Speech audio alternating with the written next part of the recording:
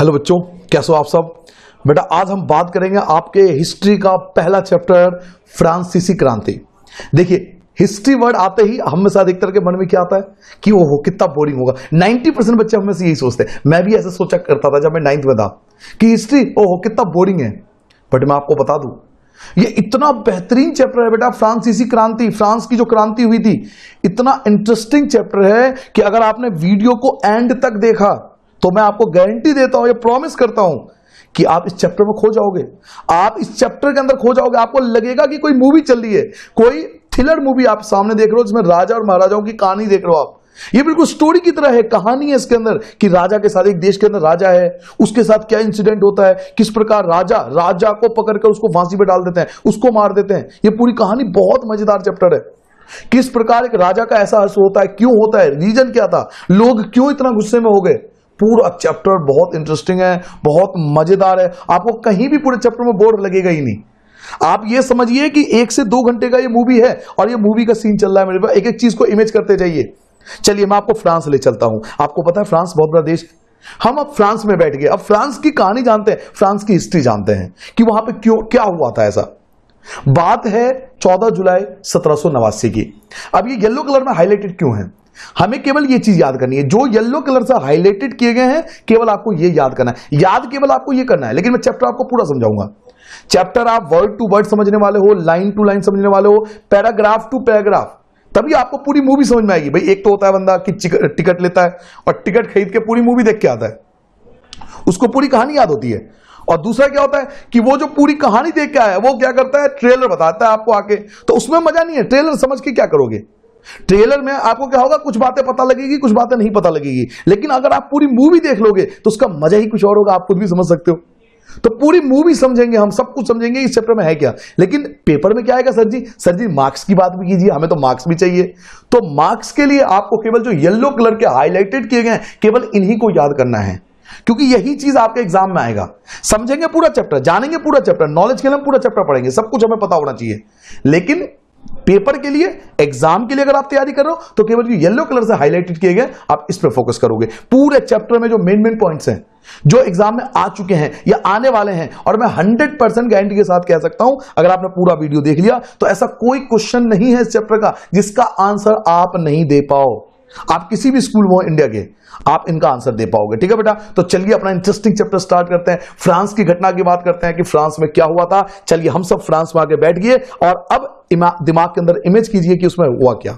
बात है बेटा 14 जुलाई 1789 की, 1789। अब इस जुलाई 1789 क्यों इंपॉर्टेंट है, क्योंकि 1789 वो ईयर है, वो साल है, 1789 ही वो ईयर है जब फ्रांसीसी क्रांति हुआ था।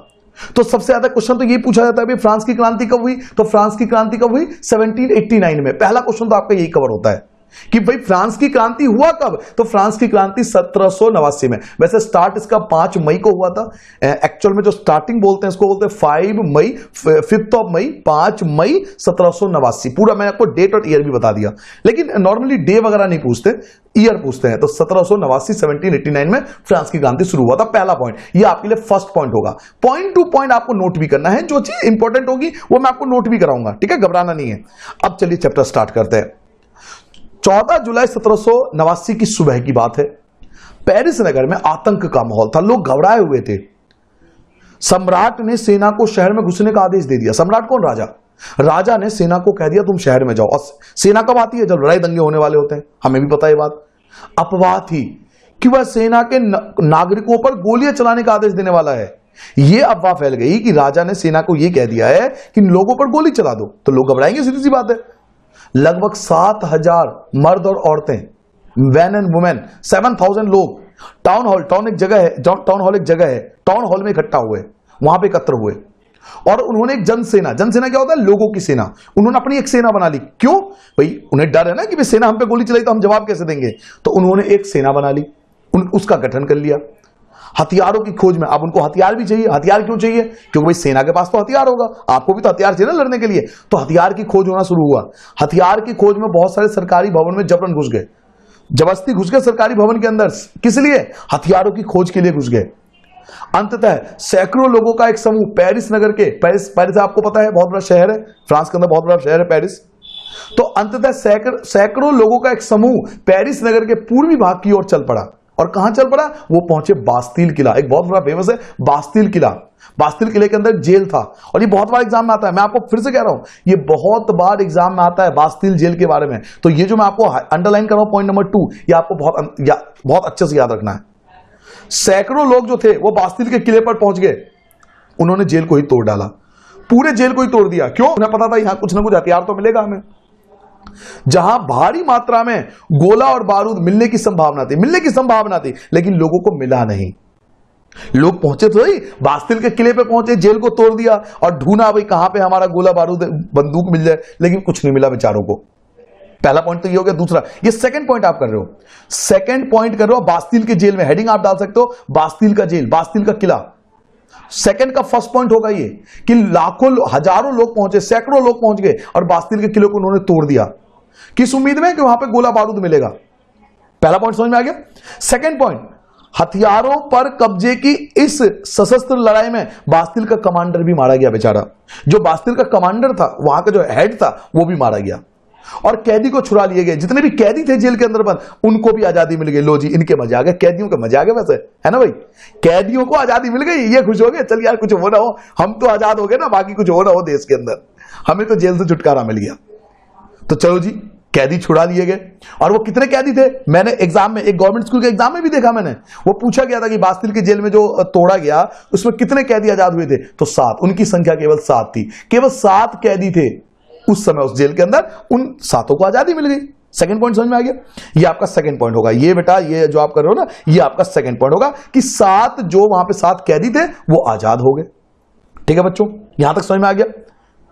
अब आगे बढ़ेंगे। सम्राट की निरंकुश शक्तियों का प्रतीक होने के कारण बास्तील का किला लोगों की घृणा का केंद्र था। जो राजा था वो अधिकतर जो कैद करते थे ना, वो बास्तील के जेल में कैद करते थे। तो बास्तील का जेल वैसे ही बहुत बदनाम था कि अधिकतर अच्छे लोगों को या खराब लोगों को बास्तील के जेल में ठूस देता राजा, चाहे उसकी गलती हो या ना हो, इसलिए वो बदनाम था। तो वो घृणा का केंद्र था, इसलिए किले को ढा दिया गया, पूरे किले को ही तोड़ दिया और इसके अवशेष बाजार में उन लोगों को बेच दिए गए जो इस ध्वंस को बतौर स्मृति चिन्ह संयोजन चाहते थे। और जो उसके जो छोटे मोटे बचे हुए चीजें थी वो लोगों को बेच दिया। कुछ लोग होते हैं ना जो चीजों को खरीद लेते हैं एंटिक पीस बोलकर। आप मार्केट में भी जाओगे, अरे ये तो एंटिक पीस है, बास्तील का जिला था ना, उसको तोड़ा गया था, उसका सामान है ये। कुछ लोग खरीद लेते हैं जिन पे पैसा होता है। 2 पॉइंट समझ में आ गया बेटा बास्तील के जेल में। बस आपको 2 पॉइंट याद करना है। ये 2 पॉइंट याद कर लेना बास्तील के जेल के बारे में। आगे बढ़ते हैं। याद, मैंने आपसे क्या कहा, याद आपको केवल ये करना है, जो येलो कलर के हाईलाइटेड है, केवल याद आपको यही करना बेटा। याद करने के लिए केवल यही पॉइंट है, लेकिन समझेंगे पूरा चैप्टर। टाइम लगेगा पूरे चैप्टर में, समय लगेगा, लेकिन पूरी मूवी समझ लोगे तो मैं कह रहा हूं खोने वाले हो आप चैप्टर के अंदर। अभी चैप्टर शुरू भी नहीं हुआ, अभी चैप्टर स्टार्टिंग ही नहीं हुआ बेटा। अभी तो मैं आपको बस बैकग्राउंड समझा रहा हूं कि हुआ क्या था। इस घटना के बाद कई दिनों तक पेरिस तथा देश के देहाती क्षेत्रों में कई और संघर्ष हुए, लड़ाइयां होती गई। अधिकांश जनता पाव रोटी की महंगी कीमतों का विरोध कर रही थी। लोग अधिकतर पाव रोटी खाते थे। पाव रोटी आपको पता है ब्रेड जैसा होता है ना, फुला हुआ। पाव रोटी की कीमतें बहुत ज्यादा बढ़ गई, लोग इसका विरोध करने लगे राजा के खिलाफ। बाद में इस दौर का सिंहावलोकन करते हुए इतिहासकारों ने इसे एक लंबे घटनाक्रम को ऐसी शुरुआती कड़ियों के रूप में देखा जिसकी परिणति फ्रांस के सम्राट को फांसी, जो फ्रांस का राजा था उसको फांसी दिए जाने के बाद वो खत्म हुआ। तो ये एक बैकग्राउंड बन गया। स्टार्टिंग कैसे हुई आपको बता दिया कि भैया ये चीज था। तो ये यहां पे हमने 2 पॉइंट पढ़े। इस पेज पर केवल 2 पॉइंट हमने याद कर दो। याद हमें 2 ही पॉइंट हुए। क्या? कि फ्रांस की क्रांति शुरू कब हुई? तो 1789 में स्टार्ट हुई। और दूसरा बास्तील के जेल में, कि सैकड़ों लोग बास्तील के किले पर आक्रमण कर दिया उन्होंने हथियार की तलाश में, हथियारों पे कब्जे के लिए बास्तील के कमांडर को मार दिया और वहां पे जो 7 कैदी थे उनको छुड़ा लिया। ये 2 पॉइंट हमने पढ़े। याद करने के लिए केवल यही 2 पॉइंट है। ठीक है बेटा, एक पेज आपका खत्म होता है। अब स्टोरी यहां से स्टार्ट होता है। पहला पार्ट, मूवी का पहला पार्ट। जो आप वेब सीरीज देखते हो ना, आपने तो कोई पता होगा वेब सीरीज आती है, उसका पहला पार्ट। अब हम जाते हैं बैकग्राउंड में। आप देखते हो मूवी वाला देखते हैं तो स्टार्टिंग जो होती है ना मूवी में, फिर फ्लैशबैक में ले जाते हैं कि पहले क्या हुआ था, ये तो जान लो कि स्टार्टिंग क्या हुई। तो चलिए स्टार्टिंग करते हैं। अब स्टार्ट हुआ बेटा मूवी आपका स्टार्ट होता है। अब हम पहुंच जाते हैं 1774 में, थोड़ा 5 साल पहले पहुंच गए। ठीक है बेटा, सन 1774 में बुनबो राजवंश का लुई 16 राजवंश होता है ना, जैसे जैन राजवंश हो गया है ना, गुप्ता राजवंश हो गए, ऐसे बुनबो राजवंश सन 1774 में बुरबोन राजवंश का जो लुई 16 था वो फ्रांस की राजगद्दी पर बैठा क्या बेचारा, बाद में फांसी हो गई इसकी, ये राजा मारा गया बेचारा। तो 1774 में, ये पहला पॉइंट है, आपको फर्स्ट पॉइंट याद हो गया। 1774 में राजवंश पर लुई 16 फ्रांस की राजगद्दी पर बैठ गया, राजा बन गया। सेकंड पॉइंट आप यहां से याद करोगे, उस समय उसकी उम्र केवल 20 साल थी। 20 साल में राजा बन गया। जिंदगी तो इनकी अच्छी थी ना बेटा, 20 साल में बताओ राजा बन गया। और उसका विवाह, शादी भी हो गई। उसका विवाह किससे हुआ? तो ऑस्ट्रिया की राजकुमारी, अब सीधी सी बात है, राजा है तो रानी से ही शादी करेगा ना, तो इसकी जो शादी है वो ऑस्ट्रिया की राजकुमारी किससे हुई? मैरी एंटोनेट, ये इनकी वाइफ का नाम था। जो लुई 16 राजा का क्या नाम था? तो लुई 16। कौन से राजवंश के थे? तो बुर्बो राजवंश के। मैंने कहा ना, एक एक चीज मैं आपको क्लियर कर दूंगा बिल्कुल। कब राजा बने? 1774 में। जब ये राजा बने कितने साल के थे? ये केवल 20 साल के थे। इनकी शादी किससे हुई? तो ऑस्ट्रिया की राजकुमारी मैरी एंटोनेट से इनकी शादी हुई थी। क्या आपको 2 पॉइंट समझ में आ गया बच्चों? 2 पॉइंट समझ में आ गया बेटा, या 3 पॉइंट कर लो। ये 2 पॉइंट दूसरा पॉइंट हो गया और यहां से आपका तीसरा पॉइंट हो गया। क्लियर हो गया? समझ में आ गया बेटा यहां तक? एक बार फिर से देखो, 1774 में बुर्बो राजवंश का लुई 16 फ्रांस की राजगद्दी पर बैठा। तो राजा कौन? जब फ्रांस की क्रांति हुई तो राजा कौन था? तो लुई 16। मैं आपको बता दूं क्वेश्चन क्या आता है। जब फ्रांस की क्रांति हुई तो राजा कौन था? तो लुई 16 था। वो कौन से राजवंश का था? तो बुर्बोन राजवंश का था। कब बना राजा? तो 1774 में बना। उसकी एज कितनी थी उस समय? वो केवल 20 साल का था। उसकी शादी किससे हुई? तो ऑस्ट्रिया की राजकुमारी मैरी एंटोनेट से हुई। हर टाइप के क्वेश्चन का आंसर मिल गया आपको। चलिए अब आते हैं नेक्स्ट पॉइंट पे जो हमें याद करना है, लेकिन मैं आपको पढ़ाऊंगा सारा। राज्यारोहण के समय खाली राजकोष, उसे राजकोष खाली मिला। राजकोष क्या होता है? जिसमें पैसे वैसे इकट्ठे होते हैं, पैसे इकट्ठे करता है ना राजा टैक्स वगैरह के लिए, तो वो सब खाली था। लंबे समय तक चले युद्धों के कारण फ्रांस के वित्तीय संसाधन नष्ट हो चुके थे, पैसा बिल्कुल नहीं था। वारसराय के विशाल महल और राज दरबार की शान शौकत बनाए रखने के लिए फिजूल खर्ची का बोझ अलग से था। अब शान शौकत बनाने के लिए पैसा भी चाहिए और पैसा था नहीं, पैसा नहीं था। पैसा कहां गया?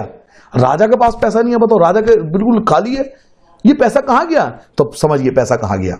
यहां से आपको नेक्स्ट पॉइंट याद करना है। लुई 16 के शासनकाल में फ्रांस ने अमेरिका की मदद करी। फ्रांस ने किसकी मदद करी? अमेरिका की मदद करी।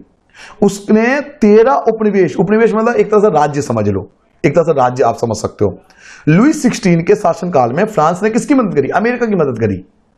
13 उपनिवेश को साझा शत्रु, साझा शत्रु मतलब जो मेरा भी शत्रु है और आपका भी शत्रु है, उसे बोलते हैं साझा शत्रु। तो लुई 16 ने जो फ्रांस है उसने अमेरिका की मदद करी। 13 उपनिवेश, 13 शहरों को आजाद करने के लिए। किससे आजाद करने के लिए? अपने शत्रु ब्रिटेन से आजाद करने के लिए उसकी मदद करी। किसने मदद करी? एक बार पहला पॉइंट समझ लो बेटा दोबारा। किसने मदद करी? फ्रांस ने मदद करी। किसकी मदद करी? अमेरिका की मदद करी। किसके खिलाफ मदद करी? तो ब्रिटेन के खिलाफ, ब्रिटेन से लड़ाई हुई। और कितने उपनिवेश के लिए? तो 13 उपनिवेशों को आजाद, 13 शहरों या 13 राज्यों को आजाद कराने के लिए फ्रांस ने मदद करी अमेरिका की। अब एक बात बताओ बेटा, लड़ाई फ्री में तो होते नहीं, पैसा तो लगेंगे बेटा। हथियार चाहिए, सैनिकों का खाना चाहिए, सब कुछ चाहिए, सैलरी चाहिए, उनकी पैसा चाहिए। तो इस युद्ध, सेकंड पॉइंट, इस युद्ध के चलते फ्रांस पर 10 अरब लिब्रे से भी अधिक का कर्ज चढ़ गया। फ्रांस पर 10 अरब लिब्रे का कर्ज चढ़ गया युद्ध के कारण। सजी लिब्रे क्या होता है? जैसे इंडिया में रुपया होता है, अमेरिका में डॉलर होता है, वैसे वहां की करेंसी का नाम है लिब्रे। तो इस युद्ध के कारण, इस लड़ाई के कारण फ्रांस पे 10 अरब लिब्रे का कर्जा चढ़ गया। और जबकि उस पर पहले से ही 2 अरब लिब्रे का बोझ चढ़ा हुआ था, यानी 2 अरब लिब्रे का कर्जा पहले ही था और 10 अरब लिब्रे का कर्जा भाई साहब ने और ले लिया। तो कितने अरब हो गए बेटा? 12 अरब का बोझ चढ़ गया। 12 अरब बहुत बड़ी अमाउंट होती है बच्चे। 12 अरब लिब्रे का कर्जा चढ़ गया। किस पे चढ़ गया? फ्रांस पे चढ़ गया, जिसपे पैसा पहले ही नहीं था। अभी हमने पढ़ा, बिल्कुल खाली था। देखो मैंने आप बार बार कह रहा हूं, याद आपको केवल ये करना है। ये सिर्फ समझ, ये मैं बाकी सब कुछ वर्ड टू वर्ड समझाऊंगा, ये सब कुछ समझाऊंगा मैं आपको, लेकिन याद आप ये करोगे, ठीक है? मैं इसलिए बार बार इन पॉइंट को जब समझाता हूं बड़ा आराम से समझाता हूं। इसको मैं जल्दी नहीं पढ़ूंगा समझाने के लिए, लेकिन इसको बड़े आराम से पढ़ाऊंगा क्योंकि आपको याद करना है। तो चलिए एक बार दोबारा रिवाइज कर लेते हैं। फ्रांस ने किसकी मदद करी? अमेरिका की मदद करी। किसके खिलाफ करी? ब्रिटेन के खिलाफ करी। क्यों करी? 13 उपनिवेशों को आजाद कराने के लिए करी। इस युद्ध के क्या नुकसान हुआ फ्रांस को? उस बेचारे को 10 अरब लिब्रे का कर्जा लेना पड़ा और उस पर पहले से कितना कर्जा था, तो 2 अरब लिब्रे का पहले कर्जा था, तो टोटल 12 अरब का लिब्रे का, रुपए का या डॉलर का आप समझ लो, कर्जा चढ़ गया फ्रांस पे। अब पैसा कहां से आएगा, पैसा कहां से लाओगे, पैसा तो चाहिए ना, जिससे आपने उधार लिया उसको पैसा वापस नहीं दोगे क्या। तो सरकार से कर्जदाता अब 10% ब्याज की मांग करने लगे। जिससे पैसा लिया था वो कह रहे हैं हमें 10% टैक्स दो, हमें इंटरेस्ट दो 10%। फलस्वरूप फ्रांसीसी सरकार अपने बजट का बहुत बड़ा हिस्सा दिनों दिन बढ़ते जा रहे कर्ज को चुकाने पर मजबूर थी। अपने नियमित खर्चों जैसे सेना के रखरखाव, राज दरबार, सरकारी कार्यालयों या विशाल विश्वविद्यालयों को चलाने के लिए फ्रांसीसी सरकार करों में वृद्धि के लिए बाध्य हो गई। अब पैसा कहां से आएगा, तो पैसा आएगा कर से। ये देखो आ गया ना, कर मतलब क्या होता है, टैक्स। आज के टाइम, चलो फ्रांस की बात तो बहुत पहले की होगी, आज के टाइम में भी गवर्नमेंट को पैसा चाहिए तो टैक्स से ही तो कमाती है बेटा। टैक्स से आता है पैसा, जो हम लोग टैक्स देते हैं। तो अब टैक्स को बढ़ाना पड़ेगा। लुई 16 मजबूर है बेचारा, वो क्या करे तो करे क्या, उसे टैक्स बढ़ाना पड़ेगा। क्यों, क्योंकि उस पर कर्जा चढ़ा हुआ है, तो टैक्स बढ़ाएगा गवर्नमेंट, लोगों पर टैक्स बढ़ाएगा। तो करों को वृद्धि के लिए बाध्य हो गई, मजबूर हो गई। और यह कदम भी नाकाफी था, फिर भी टैक्स बढ़ा दिया, फिर भी इतना पैसा इकट्ठा नहीं हो पा रहा था। ठीक है, क्यों नहीं इकट्ठा हो पा रहा था, तो इसके लिए हमें जानना पड़ेगा कि फ्रांस की जो उस समय जो स्ट्रक्चर था ना, सोसाइटिकल स्ट्रक्चर जो था, उनका जो समाज था वो 3 कैटेगरी में बटा हुआ था। तो हम ये चीज याद करेंगे। 18वीं सदी में फ्रांसीसी समाज 3 स्टेट में बटा हुआ था, यानी लोग 3 अलग अलग प्रकार के 3 स्टेट में अपने आप को बांटते थे, और केवल तीसरे स्टेट के लोग ही टैक्स अदा करते थे। फ्रांस के लोगों को 3 स्टेट में बांटा गया था बेटा, फ्रांस के समाज को 3 स्टेट में बांटा गया था। First state, second state and third state. पहला स्टेट, दूसरा स्टेट एंड तीसरा स्टेट।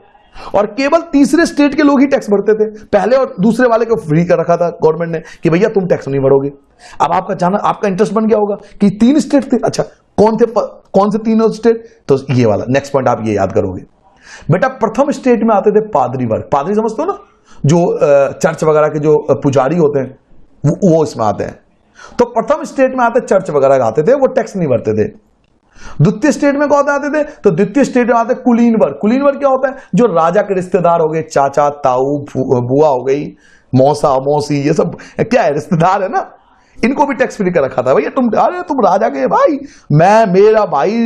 मेरा ताऊ जो है ना, मेरा जो ताऊ है वो राजा है, तो मैं क्यों टैक्स भरूं। तो कुलीन वर्ग को भी छूट दे रखी थी। और तृतीय स्टेट, थर्ड स्टेट, ये बेचारे टैक्स भरते थे। थर्ड स्टेट में कौन आता था, तो बड़े व्यवसायी, व्यापारी, अदालती कर्मचारी, वकील, इसके बाद किसान और कारीगर, और इसके बाद छोटे किसान, भूमिहीन किसान, नौकर, मजदूर, ये सब आते थे तीसरे स्टेट में। आपको बताऊं बेटा, ये बहुत इंपॉर्टेंट क्वेश्चन है। ये जो आपने टेबल देखा, ये टेबल आप एज इट इज याद कर लेना, ये मत बनाना, ये बनाने की आवश्यकता नहीं है, बस ये याद कर लेना। प्रथम स्टेट में कौन आते थे, पादरी वर्ग। द्वितीय स्टेट में कौन आते थे, कुलीन। इसमें देखो ना, येलो कलर से कर रखा है ना, मैंने आपसे क्या कहा था, जो येलो कलर से हाईलाइटेड है केवल हमें वही याद करना है। जो येलो कलर से हाईलाइटेड किया गया उनको याद करना है। तो आपसे पूछा जाएगा प्रथम स्टेट में कौन आते थे, आप लगा दो पादरी वर्ग आते थे, प्रीस्ट आते थे। द्वितीय स्टेट में कौन आते थे, कुलीन वर्ग आते थे। तृतीय स्टेट में कौन आते थे, बड़े व्यवसायी, व्यापारी, अदालती कर्मचारी, वकील, किसान, कारीगर, छोटे किसान, भूमिहीन, मजदूर, नौकर, ये सब तीसरे स्टेट में आते थे। और टैक्स कौन भरता था, तो टैक्स केवल ये भरते थे, तीसरे स्टेट के लोग टैक्स भरते थे बेटा। प्रथम और द्वितीय स्टेट को टैक्स भरने की आजादी नहीं दी, मतलब इनको टैक्स नहीं भरना पड़ता था, ये लोग आजाद थे। क्लियर हो गया। तो 18वीं सदी में फ्रांस का समाज 3 स्टेट में बटा हुआ था, पहला स्टेट, दूसरा स्टेट, तीसरा स्टेट, अभी आपने पढ़ा। और केवल तीसरे स्टेट के लोग ही टैक्स भरना पड़ता था। ठीक है, यहां ये पॉइंट जरूर हो गया। अब आगे बढ़ते हैं। तो वर्गों में विभाजित फ्रांसीसी समाज मध्यकालीन सामंत व्यवस्था का अंग था। प्राचीन राजतंत्र पद का प्रयोग सामान्यतः सन 1789 से पहले के फ्रांसीसी समाज एवं संस्थाओं के लिए होता था। मतलब ये 1789 से पहले ऐसा होता था। आपको याद है मैंने क्या बताया था आपसे, फ्रांसीसी क्रांति कब हुआ था, 1789 में हुआ था। तो ये तीनों स्टेट जो आपने पढ़ा, ये पहले हुआ। क्रांति के बाद तो सारे स्टेट खत्म हो गए बेटा, क्रांति के बाद तो सारे स्टेट खत्म हो गए, प्रथम द्वितीय तृतीय खत्म, सब सारी बातें। ये उससे पहले के लिए था। चित्र 2 में फ्रांसीसी समाज के वर्ग व्यवस्था को दर्शाता है। अभी हमने देख ही लिया चित्र, हमने चित्र 2 पढ़ा ना, अभी हमने चित्र 2 के बारे में डिस्कस किया था। पूरी आबादी में लगभग 90% किसान थे, लेकिन जमीन के मालिकाना किसानों की संख्या बहुत कम थी। लगभग 60% जमीन पर कुलीनों, चर्च और तीसरे स्टेट के अमीरों का अधिकार था। प्रथम 2 स्टेट कुलीन वर्ग और पादरी वर्ग के लोगों को कुछ विशेष अधिकार जन्मात प्राप्त होते थे। मतलब जो प्रथम स्टेट और द्वितीय स्टेट में आते थे उनको कुछ विशेष अधिकार मिले हुए थे। ठीक है, उनको कुछ विशेष अधिकार मिले थे। इनमें से सबसे महत्वपूर्ण विशेष अधिकार था राज्य को दिए जाने वाले करों की छूट, यानी इनको टैक्स नहीं भरना पड़ता था। यही मैंने आपको समझाया। अब हम लोग हिस्ट्री को बोरिंग क्यों समझते हैं? क्योंकि हम ये फालतू चीज याद करने लग जाते हैं। 60% भाई 90% किसान थे, क्या क्यों याद करें भाई ये बात? आज 90 है, कल 91 हो जाएंगे, 89 हो जाएंगे, ये सब याद नहीं करना होता बेटा। हिस्ट्री में मेन इंसिडेंट क्या हुआ था हमें वो याद करना होता है। तो हम ये पढ़ लेते हैं, जान लेते हैं हैं, ये तो मैंने आपको बता ही दिया कि भाई इनको टैक्स की छूट मिली हुई थी।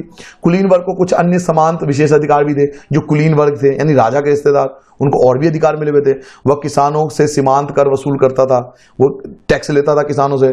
किसान अपने स्वामी की कोई सेवा, स्वामी के घर एवं खेतों में काम करना, सैन्य सेवाएं देना और सड़कों के निर्माण के लिए आदि के लिए बाध्य थे। किसानों को बहुत ज्यादा दबाया जाता था।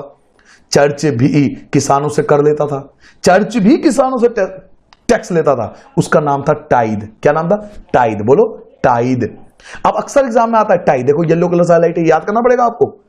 आपसे पूछा जाएगा भाई टाइद क्या है, तो चर्च द्वारा वसूल किए जाने वाला कर। ध्यान से देखो, चर्च द्वारा वसूल किए जाने वाला कर, यानी ऐसा टैक्स जो चर्च लेता था किसानों से। किसानों से जो चर्च था ना, चर्च वो किसानों से टैक्स लेता था, उसको हम टाइद बोलते थे। और ये कितना था?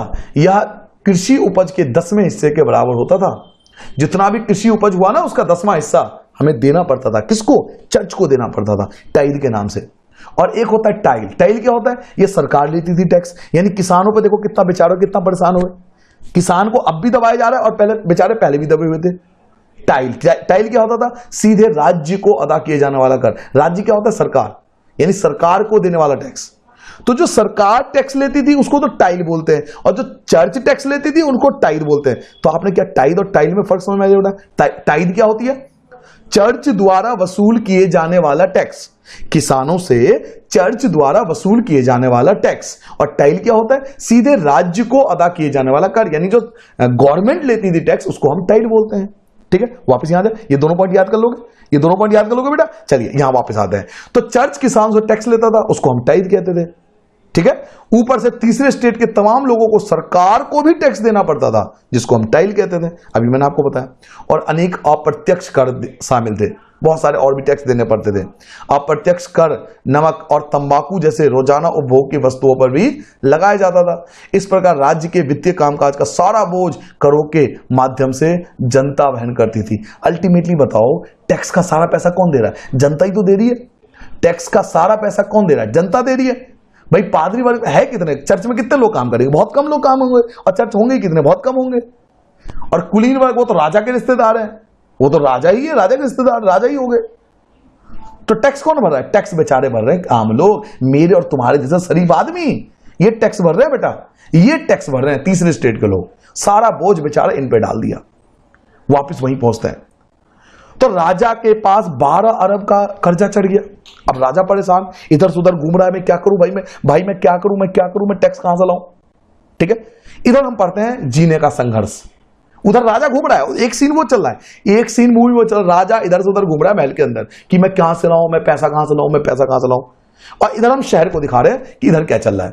तो फ्रांस की जनता, फ्रांस की जो टोटल जनसंख्या थी वो 1715 में तो केवल 2.3 करोड़ थी, लेकिन 1789 आते आते थे उसकी जनसंख्या 2.8 करोड़ हो गई, यानी 50 लाख लोग और आगे। परिणामतः अनाज उत्पादन की तुलना में उसकी मांग काफी तेजी से बढ़ गई। अब लोग तो बहुत ज्यादा हो गए, पहले 2.3 करोड़ लोग थे, अब 2.8 करोड़ लोग हो गए। तो लोग तो बहुत ज्यादा हो गए, तो चीजों की डिमांड बढ़ेगी। अनाज उत्पादन की तुलना में उसकी मांग बहुत तेजी से बढ़ने लगी। तो अधिकांश लोगों के पास मुख्य खाद्य पावरोटी थी। लोग अधिकतर पावरोटी खा के जिंदा, वैसे भी आज भी शहर जाओगे ना, आप आज भी आप विदेश जाओगे, वहां लोग पावरोटी से बनी हुई चीज बहुत खाते हैं। बर्गर, पिज्जा, ये क्या है? विदेशों के खाने हैं बेटा, ये विदेशों में अधिक खाई जाती है, क्योंकि वो लोग पावरोटी खाते हैं, अधिकतर ये सब चीजें खाते हैं वो। तो अधिकतर मुख्य खाद्य जो था वो पावरोटी थी, जिसकी कीमत बहुत तेजी से बढ़ने लगी। भाई पॉपुलेशन बढ़ गई ना, 2.3 से 2.3 करोड़ थी, अब 2.8 करोड़ हो गई। जनसंख्या इतनी ज्यादा बढ़ गई तो चीजों की डिमांड बढ़ेगी, अब चीजों की मांग बढ़ेगी तो उसकी कीमत बढ़ेगी। तो पाव रोटी की कीमत बहुत ज्यादा बढ़ गई। आपको पता है एग्जाम में यह भी पूछा गया था कि फ्रांस में ऐसा क्या हुआ था कि पाव रोटी की कीमत बढ़ने लगी। तो आंसर ये दोगे कि इसकी जनसंख्या 2.3 से 2.8 करोड़ हो गई, जिसके कारण उसकी मांग बढ़ गई, इसलिए उसकी कीमत बढ़ गई। ठीक है, अधिकतर कामगार कारखानों में मजदूरी करते थे और उनकी मजदूरी मालिक तय करते थे, लेकिन मजदूरी महंगाई की दर से नहीं बढ़ रही थी। पैसा इतना नहीं बढ़ रहा था, लेकिन कीमतें बहुत ज्यादा बढ़ रही थी। फलस्वरूप अमीर गरीब की खाई और चौड़ी होती गई, अमीर और अमीर होता गया और गरीब बेचारा और गरीब होता गया। स्थितियां तब और बदतर हो जाती जब सूखे या ओले के प्रकोप से पैदावार गिर जाते। अब मान लो कभी सूखा पड़ गया, ओले पड़ गए, तो फसल तो बर्बाद हो गया। अब फसल बर्बाद होगी तो रोटी कहां से आएगा? तो इससे रोजी रोटी की संकट पैदा हो जाती थी। तो जब बच्चों सूखा पड़ जाता था या ओले पड़ जाते थे तो पैदावार नष्ट हो जाती थी, फसल नष्ट हो जाती थी, इसमें रोजी रोटी की समस्या पैदा हो जाती थी, लोग भूखे मरने लग जाते थे। ये आप सेकंड पॉइंट याद करोगे। हेडिंग क्या डालोगे आप? जीने का संघर्ष। इसमें आपके 2 पॉइंट आ जाएंगे। ठीक है बेटा, रोटी की कीमत बढ़ गई और दूसरा, अगर फसल बर्बाद हो जाती थी तो लोग भूखे भी मरने लग जाते थे। ऐसे जीविका संकट प्राचीन राजतंत्र के दौरान फ्रांस में काफी आम थे, यानी बहुत लोग ऐसे थे जिनको खाना नहीं मिलता था उस समय जब राजा का शासन था। ठीक है बच्चों, चलिए उभरते मध्य वर्ग के विशेष अधिकारों के अंत की कल्पना की। ये पढ़ेंगे, हम याद नहीं करेंगे, एक बार पढ़ लेते हैं हम इसमें है क्या। पहले भी कर बढ़ाने एवं अकाल के समय किसान और कामगार विद्रोह कर चुके थे। पहले भी टैक्स बढ़ा था तो किसान विद्रोह कर चुके थे पहले भी, परंतु उनके पास सामाजिक और आर्थिक व्यवस्था में बुनियादी बदलाव लाने के लिए साधन एवं कार्यक्रम नहीं थे। अब ना तो उन पे पैसा थे, ना उन पे अधिकार थे कि वो राजा के खिलाफ कुछ बोल पाए। ये जिम्मेदारी तीसरे स्टेट के उन समूहों ने उठाई जो समृद्ध और शिक्षित थे। लेकिन तीसरे स्टेट में भी तो कुछ लोग थे ना जो समृद्ध थे, जो पैसे वाले थे और जो शिक्षित थे। उन्होंने क्या करा? आवाज, नए विचारों के संपर्क में आ सकते थे। उन्होंने आवाज उठाने शुरू करे कि भाई ये क्या हो रहा है देश में, भाई ये हो क्या रहा है देश में। तो 18वीं सदी में एक राजा, अच्छा बताओ राजा क्या कर रहा है? आपको याद है राजा क्या कर रहा है? राजा महल में इधर उधर घूम रहा है, वो सीन चल रहा है अलग। मूवी में वो सीन अलग चल रहा है कि राजा महल के अंदर इधर उधर घूम रहा है। क्यों? पैसा, 12 महीने का कर्जा नहीं चला, तो राजा अभी भी घूम रहा है उसके अंदर कि मैं क्या करूं, मैं क्या करूं, मैं क्या करूं, मैं पैसा कहां से लाऊं। और जनता बेचारी इधर पागल हो रही है कि भैया कीमतें बढ़ रही है, हम क्या कहां से खाएं। तो तीसरे स्टेट के जो पैसे वाले लोग थे ना और जो शिक्षित लोग थे, समृद्ध और शिक्षित, उन्होंने आवाज उठानी शुरू करी कि भाई देश में क्या हो रहा है, ये कीमतें बढ़ती जा रही है, भाई क्या बात है, लोग गरीब होते जा रहे हैं। तो 18वीं सदी में एक नए सामाजिक समूह का उदय हुआ जिसे मध्य वर्ग कहा गया, जिसने फैसले समुद्र पारी व्यापार और ऊनी तथा रेशमी वस्त्रों के उत्पादन के बल पर संपत्ति अर्जित की थी। मतलब वो लोग थे जिन पे संपत्ति थी, जिन्होंने संपत्ति अर्जित की थी। ऊनी और रेशमी कपड़ों का या तो निर्यात किया जाता था या समाज के समृद्ध लोग उसे खरीदते थे, पैसे वाले लोग खरीदते थे, तो वो लोग उनके संपर्क में आए। तीसरे स्टेट में इन सौदागरों एवं निर्माताओं के अलावा प्रशासनिक सेवा यानी जो सिविल सर्विस होते थे, आईएएस वगैरह, वो वकील जैसे पेशेवर लोग भी शामिल थे। तीसरे स्टेट में तो ये लोग भी थे ना, तीसरे स्टेट के अंदर तो वो भी थे ना प्रशासनिक सेवा करने वाले, जो आईएएस ऑफिसर वगैरह। हम इंडिया में आईएएस ऑफिसर बोलते हैं, विदेशों में इसको प्रशासनिक सेवा बोलते हैं। वैसे हिंदी वर्जन भी इसका आईएएस वगैरह का प्रशासनिक सेवा ही होता है बेटा। तो वकील वगैरह थे, वो भी तीसरे स्टेट में आते थे। तो ये सभी पढ़े लिखे थे और इनका मानना था कि समाज के किसी भी समूह के पास जन्मजात विशेष अधिकार नहीं होना चाहिए। भाई तुमने पहले स्टेट वालों को छूट दे रखा है, दूसरे स्टेट वालों को लोगों को छूट दे रखा है, तो तीसरे स्टेट वालों को छूट क्यों नहीं दिया भाई तुमने? ये लोग सवाल करने लगे, किससे? राजा से। ये लोग सवाल करने लगे बेटा राजा से कि भाई एक बात बताओ, हमारे साथ भेदभाव क्यों हो रहा है, हमारे साथ भेदभाव क्यों हो रहा है, ये बताओ, आंसर दो राजा जी। प्रथम स्टेट को छूट है, सेकंड स्टेट को छूट है, टैक्स हम भर रहे हैं।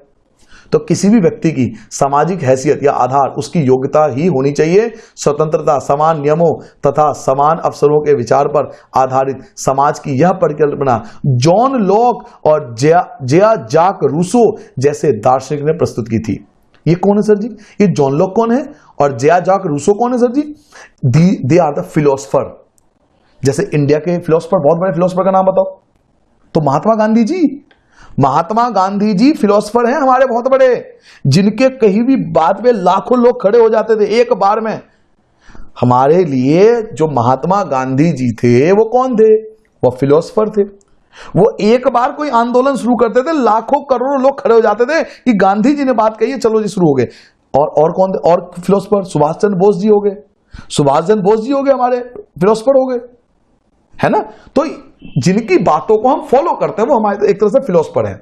ऐसे ही वहां के फिलोसफर थे जॉन लॉक और दूसरा नाम था रूसो। बस रूसो याद रखो, जॉन लॉक और रूसो ये बहुत बड़े दार्शनिक थे, ये फिलोसफर थे। ठीक है बेटा।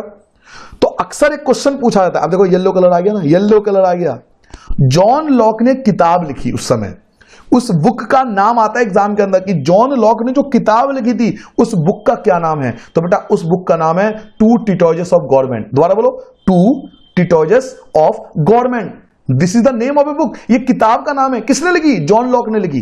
जॉन लॉक ने किताब लिखी, उसका नाम था टू टीटॉयजेस ऑफ गवर्नमेंट। और बहुत बहुत बहुत बहुत ज्यादा एग्जाम में आता है कि जॉन लॉक द्वारा लिखी हुई किताब का नाम बताओ, तो टू टीटॉयजेस ऑफ गवर्नमेंट। उसमें उन्होंने क्या लिखा? क्या लिखा भाई उन्होंने लिखा, लॉक ने ये लिखा कि राजा के जो दैवी और निरंकुश अधिकार हैं, जो राजा के पास इतने सारे अधिकार हैं, इसके सिद्धांत का खंडन किया। उन्होंने मना किया, नहीं ये गलत है, राजा के पास इतने अधिकार तो नहीं होने चाहिए। किसने? अच्छा एक बताओ, जॉन लॉक ने कौन सी किताब लिखी? तो टू टीचर्स ऑफ गवर्नमेंट लिखी, ठीक है। और इस किताब में उन्होंने क्या लिखी? इस किताब में उन्होंने ये लिखा ओवरऑल कि राजा के पास जो देवी, देवी मतलब भगवान जैसी, और निरंकुश यानी कि कोई अंकुश नहीं लगा सकता उसके ऊपर, इतने जो अधिकार है राजा के ऊपर, वो नहीं होने चाहिए। उसका खंडन किया, मना किया कि भाई ये चीज तो गलत है, इतने अधिकार थोड़ी होने चाहिए राजा के पास, ठीक है बेटा। रूसो ने इसी विचार को आगे बढ़ाया और जनता उसके प्रतिनिधियों के बीच एक सामाजिक अनुबंधन पर आधारित सरकार का प्रस्ताव रखा। अब रूसो ने कौन सी किताब लिखी? क्वेश्चन आता है। तो रूसो की किताब का नाम अभी आगे आएगा, अभी चैप्टर में चलोगे ना, रूसो की किताब का भी नाम आएगा। तीसरे फिलोसोफर आपको नाम याद रखना है मोंटेरेस्क्यू। क्या नाम रखोगे? मोंटेरेस्क्यू। मोंटेरेस्क्यू ये तीसरे फिलोसोफर हैं। उन्होंने किताब लिखी बेटा, उसका नाम था the spirit of the laws. ये किताब का नाम है बच्चों, the spirit of the laws. मेरे साथ बोलो, the spirit of the laws. बोलो दोबारा, the spirit of the laws. Montesquieu ने एक बुक लिखी थी बेटा, उस बुक का नाम था the spirit of the laws. मैं क्यों बता रहा हूं आपको ये? क्योंकि एग्जाम में आता है। और क्यों बता, येलो कलर से हाईलाइट है, क्यों हाईलाइट कर रखा है? क्योंकि एग्जाम में आता है। तो मोंटेरेस्क्यू ने एक बुक लिखी जिसका नाम था the spirit of the laws. अब इस बुक में उन्होंने क्या लिखा? उन्होंने कहा कि सरकार के अंदर जितने भी काम होते हैं उसको तीन हिस्सों में बांट दो, एक विधायिका, एक कार्यपालिका और एक न्यायपालिका। कुछ वर्ड याद आ रहे हैं आपको? यह आपने 8th क्लास में भी पढ़ा था बेटा। आज भी जो भारत का शासन है वो 3 कैटेगरी में बांटा गया है, विधायिका, कार्यपालिका और न्यायपालिका। और ये तीनों शब्द कहां से आए? ये तीनों शब्द इस किताब से आए, the spirit of the laws. और ये किन्होंने लिखी? मोंटेरेस्क्यू ने। तो अल्टीमेटली भारत भी तो इनको फॉलो कर रहा है ना, हम भी तो इनको फॉलो कर रहे हैं ना अल्टीमेटली, हम भी तो इनको फॉलो कर रहे हैं ना बेटा अल्टीमेटली। और जैसे हम फॉलो कर रहे हैं वैसे बाकी देश, दुनिया के बहुत सारे देश हैं जिनको फॉलो करता है। तो मोंटेरेस्क्यू ने किताब लिखी, उस किताब का नाम था the spirit of the laws. इस किताब में उन्होंने कहा सरकार के अंदर कामों को बांट दो, विधायिका, कार्यपालिका, न्यायपालिका में 3 हिस्सों में कर दो, खत्म काम, क्लियर हो गया। यह मोंटेरेस्क्यू के बारे में याद कर लो। क्वेश्चन क्या पूछेगा? मोंटेरेस्क्यू ने कौन सी किताब लिखी? The spirit of the laws. इस किताब में उन्होंने क्या कहा था कि सरकार के काम को 3 हिस्सों में बांटो, विधायिका, कार्यपालिका, न्यायपालिका, क्लियर हो गया बेटा। मैंने कहा ना, बहुत आप समझते जाओ चीजों को, आप फिर वीडियो से हट नहीं पाओगे, कहोगे यार पूरा अब समझ ही लेता हूं मैं। जो वीडियो को पूरा देखेगा मैं उसके लिए बात कर रहा हूं, जो बीच में छोड़ जाएगा भैया उसको नमस्ते, उसको तो हम कुछ नहीं कह सकते। ये जिसने पूरा समझ लिया, गारंटी देता हूं एक एक क्वेश्चन का आंसर दे दोगे एग्जाम में। सिर्फ एग्जाम में नहीं, भविष्य के लिए किसी बड़े एग्जाम की तैयारी कर रहे हो तो वहां भी आंसर दे दोगे। चलिए आगे बढ़ते हैं। जब संयुक्त राज्य अमेरिका ने 13 उपनिवेश में ब्रिटेन को खुद को आजाद कराया, अभी याद है ना शुरू में 13 उपनिवेश आजाद हुए थे ना, तो उन्होंने भी इसी मॉडल को अपनाया था। कौन सा? विधायिका, कार्यपालिका, न्यायपालिका वाले मॉडल को अपनाया था। तो फ्रांस के जो राजनीतिक चिंतक थे उन्होंने अमेरिकी संविधान और उसमें दी गई व्यक्तिगत अधिकारों की गारंटी प्रेरणा का एक महत्वपूर्ण स्रोत थी। उन्होंने देखा, जो लोग थे उन्होंने देखा यार अमेरिका आजाद हुआ तो इन्होंने तो यही मॉडल अपनाया, ये हमारा राजा क्यों नहीं अपना रहा? ये मॉडल हमारे राजा को भी अपनाना चाहिए मॉडल। लोगों पे इसका प्रभाव पड़ा, ठीक है। ये चीज याद नहीं करनी है आपको, याद केवल येलो कलर वाली करनी है बेटा, हाईलाइटेड वाली। दार्शनिकों ने इन विचारों पर काफी हौसों व सैलॉन की गोष्ठियों में गर्मा गर्म बहस हुआ, लोगों में आपस में बहस होता गया। पुस्तकों एवं अखबारों के माध्यम से इसका व्यापक प्रचार प्रसार भी हुआ। पुस्तकों और अखबारों को लोगों के बीच जोर से पढ़ा जाता ताकि अनपढ़ भी उसे समझ जाए, मतलब चिल्ला चिल्ला के पढ़ते थे अखबार को ताकि अनपढ़ लोग भी समझ जाए कि क्या कह रहे हैं। इसी लुई 16 द्वारा राज्य के खर्चा को पूरा करने के लिए फिर से कर लगाए जाने की खबर से विशेष अधिकार वाली व्यवस्था के विरुद्ध गुस्सा भड़क उठा। क्या हुआ? राजा क्या कर रहा था बताओ? लुई 16 अब तक क्या, फिर से याद करो, लुई 16 क्या कर रहा है? वो तो बेचारा महल में घूम रहा है, वो राजा तो कुछ नहीं कर रहा, वो बस टेंशन में घूम रहा है कि मैं 12 अरब लिबड़े कहां से लाऊं। भैया वीडियो देखने वाले भैया, मैं कहां से लाऊं 12 अरब लिबड़े, कहां से लाऊं मैं? वो टेंशन में आ रहा है, वो घूम रहा है बेचारा। लोगों पे ये खबर फैल गई, क्या कि यही भाई राजा ना टैक्स बढ़ाने वाला है, क्योंकि इस पे 12 अरब लिब्रे का कर्जा है। और लोग गुस्से में हो गए, या यहां तो खाने के लाले पड़ रहे हैं, यहां तो खाना नहीं मिल रहा, वो टैक्स बढ़ाने वाला है। अच्छा, ये तो गलत बात है, ये तो गलत हो रहा है भाई। तो आगे क्या हुआ? अब होगी क्रांति की शुरुआत, हो गई क्रांति की। फर्स्ट पार्ट आपका खत्म हो गया, वेब सीरीज पार्ट 1 आपका खत्म होता है। अब वेब सीरीज पार्ट 2 स्टार्ट होता है कि क्रांति की शुरुआत कैसे हुई। ठीक है बेटा, ये हम याद नहीं करेंगे, याद हम केवल ये वाला पॉइंट करेंगे, लेकिन मैं पढ़ाऊंगा सब कुछ। पिछले भाग में आपने देखा, जैसे आता है रिकैप आता है, मूवी वगैरह देखते हो ना, रिकैप वगैरह आता है, तो पिछले भाग में आपने देखा कि किन कारणों से लुई 16 को कर बढ़ा दिए थे। क्या आप सोच सकते हैं कि ऐसा कैसे किया गया होगा? प्राचीन राजतंत्र के तहत फ्रांसीसी सम्राट अपनी मर्जी से कर नहीं लगा सकता था, इसके लिए उसे स्टेट जनरल की बैठक बुलाकर नए करों के लिए प्रस्तावों पर मंजूरी लेनी पड़ती थी। अच्छा, एक चीज और, ऐसा नहीं है कि राजा बोल देता कि भैया हेलो सुनो टैक्स बढ़ा दो और टैक्स बढ़ जाता, ऐसा नहीं था। राजा को बैठक बुलानी पड़ती थी। किसकी बैठक? स्टेट जनरल की बैठक। स्टेट जनरल की बैठक बुलानी पड़ती थी, और वो स्टेट जनरल के जो अधिकतर लोग थे, अगर वो सहमत होते तो ही टैक्स बढ़ाया जा सकता था। और स्टेट जनरल क्या है सर जी? तो स्टेट जनरल एक राजनीतिक संस्था थी जिसपे तीनों स्टेट अपने अपने प्रतिनिधि भेजते थे। तीनों स्टेट मतलब प्रथम स्टेट के जो चुने हुए लोग थे वो भी जाते थे, द्वितीय स्टेट के लोग जो चुने हुए थे वो भी जाते थे, तीसरे स्टेट के जो चुने हुए लोग थे वो भी। सारे थोड़ी पहुंच जाएंगे, सारे पादरी थोड़ी पहुंच जाएंगे, चुने हुए पादरी पहुंचेंगे। ऐसे सेकंड स्टेट के चुने हुए लोग पहुंचेंगे, थर्ड स्टेट के चुने हुए लोग पहुंचेंगे राजा के पास। वो राजा कहेगा कि भाई मुझे टैक्स बढ़ाना है। अगर वो लोग मान जाएंगे कि हाँ भाई टैक्स बढ़ाना है तो टैक्स बढ़ेगा, वरना टैक्स नहीं बढ़ेगा। तो राजा ने बैठक बुलाई, ठीक है बेटा, लेकिन सम्राट ही यह निर्णय करता था कि इस संस्था की बैठक कब बुलाई जाए, जिसकी अंतिम बैठक 1614 में बुलाई गई थी। तो राजा ने बैठक बुला ली, आ जाओ भैया, भैया आ जाओ, हमें तो टैक्स बढ़ाना है। तो चलिए टैक्स बढ़ाते हैं। तो चलिए बैठक में क्या हुआ ये समझ लेते हैं।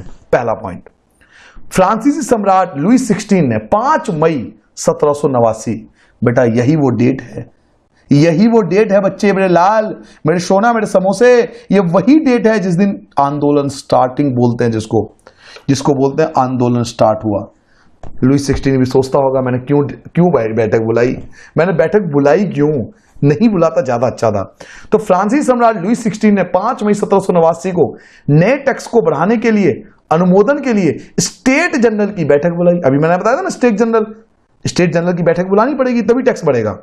तो 5 मई 1789 को लुई 16 ने स्टेट जनरल की बैठक बुलाई कि भाई आ जाओ सब, हमें ना टैक्स बढ़ाना है। तो आगे सारे प्रतिनिधियों की मेजबानी के लिए वारसराय के आलीशान भवन को सजाया गया।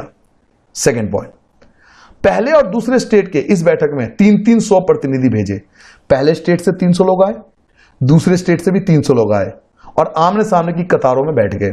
जबकि तीसरे स्टेट, क्योंकि तीसरे स्टेट में बहुत ज्यादा लोग थे भाई, प्रथम स्टेट में कौन थे? पादरी बहुत कम, कितने चर्च होंगे आप खुद सोचो ना। सेकंड स्टेट में कौन थे? कुलीन यानी राजा के परिवार वाले, वो भी ज्यादा नहीं होंगे। तीसरे स्टेट तो उसमें तो सारे ही आते थे, पूरा देश ही उसी में आता था। तो तीसरे स्टेट में ज्यादा प्रतिनिधि थे, तो तीसरे स्टेट के 600 प्रतिनिधि उनके पीछे खड़े हो गए। क्या आपको समझ में आ गया बेटा? 5 मई 1789 को बैठक बुलाई गई, यानी राजा जो महल में घूम रहा था ना, उसे आइडिया आ गया, ओहो आइडिया बच पड़ा उसके कि मैं मीटिंग बुला लेता हूं और टैक्स बढ़ा दूंगा। मैं मीटिंग बुलाता हूं, टैक्स बढ़ा दूंगा, क्या फर्क पड़ता है मुझे, टैक्स से आ जाएगा पैसा। तो 5 मई 1789 को स्टेट जनरल की बैठक बुलाई उसने।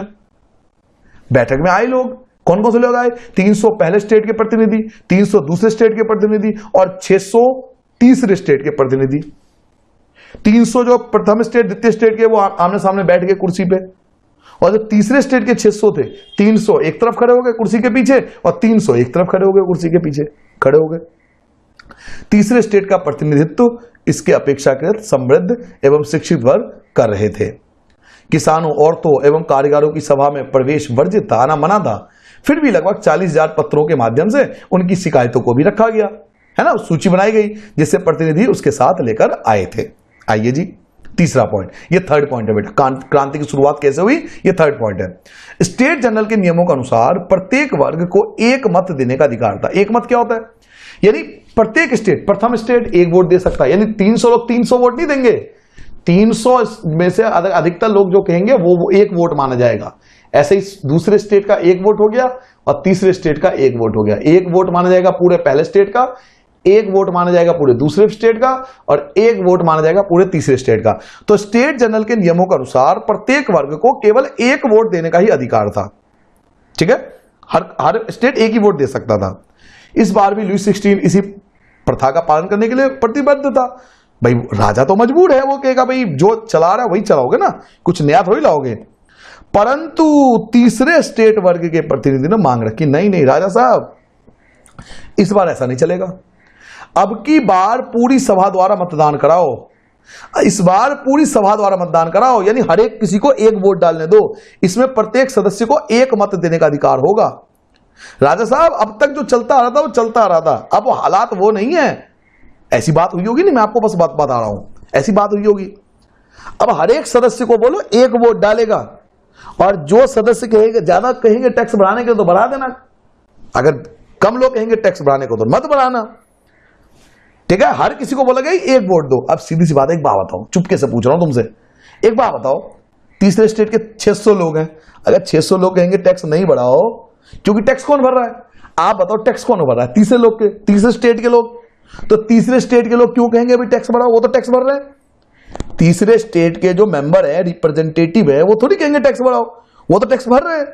तो उन्होंने कहा कि भाई आप एक एक वोट दो, क्योंकि उन्हें पता था कि अगर एक एक वोट देंगे तो हम जीत जाएंगे, भाई 600 तो हमारे ही वोट हो गए, और ये जो बैठे हुए प्रथम स्टेट और दूसरे स्टेट के लोग, एक आध वोट तो इनमें से मिल ही जाएगा, हमारे दोस्त है, चहीते हमारे, एक दो वोट तो हम इनसे भी ले लेंगे, तो हम जीत जाएंगे ऐसा। तो उनका एक एक वोट कराओ, यह एक लोकतांत्रिक सिद्धांत था। हालांकि ये लोकतांत्रिक तरीका तो यही है, जिसे मिसाल के तौर पर रूसो आ गया, रूसो देखो आ गया रूसो, मैंने क्या कहा था आएगा, नाम इसका आएगा, भाई साहब आ गया।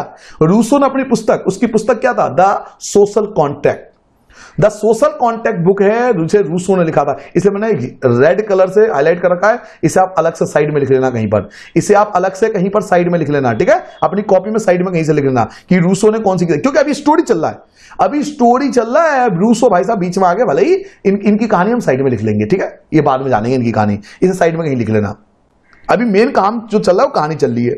तो रूसो ने अपनी पुस्तक में लिखी थी द सोशल कॉन्ट्रैक्ट में कि हर किसी को एक वोट देने का अधिकार होना चाहिए। तो तीसरे स्टेट के लोगों ने कहा कि भाई हर किसी को एक वोट दो, क्योंकि रूसो भी ऐसा कह रहे हैं, हम तो फिलोसफर है, हम तो सब उनकी बात मानते हैं। अगला पॉइंट, जब सम्राट ने इस प्रस्ताव को अस्वीकार कर दिया, एक बात बताओ, राजा का तो टैक्स बढ़ाना था ना, पैसा कहां से आएगा भाई, 12 अरब लिब्रे कैसे लाएगा, टैक्स नहीं बढ़ाएगा तो सम्राट ने उनके प्रस्ताव को मना कर दिया कि नहीं ऐसा नहीं होगा। तो तीसरे स्टेट के प्रतिनिधि विरोध जताते हुए सभा से बाहर चले गए। जो तीसरे स्टेट के लोग थे वो सभा से बाहर पहुंच गए गुस्से में कि राजा ने हमारी बात नहीं मानी, ठीक है हम देख लेंगे, हम जा रहे हैं यहां से। ठीक है बेटा, 20 जून को बैठक को बुलाई जाती को 5 मई, ये ध्यान से देखो, बैठक बुलाई गई थी 5 मई को, आप भूल गए होंगे, मैं नहीं भूला, बैठक बुलाई गई 5 मई को, 5 मई को गर्मा गर्मी हुई, बहस बहस हुई और सब घर चले गए अपने। आखिरकार 20 जून को ये प्रतिनिधि वारसराय के इंडोर टेनिस कोर्ट में जमा हुए। कहां जमा हुए, इंडोर टेनिस कोर्ट जगह है बहुत बड़ी, वहां इकट्ठा हुए 20 जून को सारे इकट्ठे हुए, और उन्होंने अपने आप को नेशनल असेंबली घोषित कर दिया। और उस दिन उन्होंने अपने आप को नेशनल असेंबली घोषित कर दिया कि हम नेशनल असेंबली हैं, अब हमारी बात मानी जाएगी। अब तुमको कैसा कैसा, राजा तो अभी जिंदा है भाई। एक बात बताओ, जब अधिकतर लोग, देश के अधिकतर लोग एक तरफ हो जाएंगे तो राजा अकेला किस पे राज करेगा।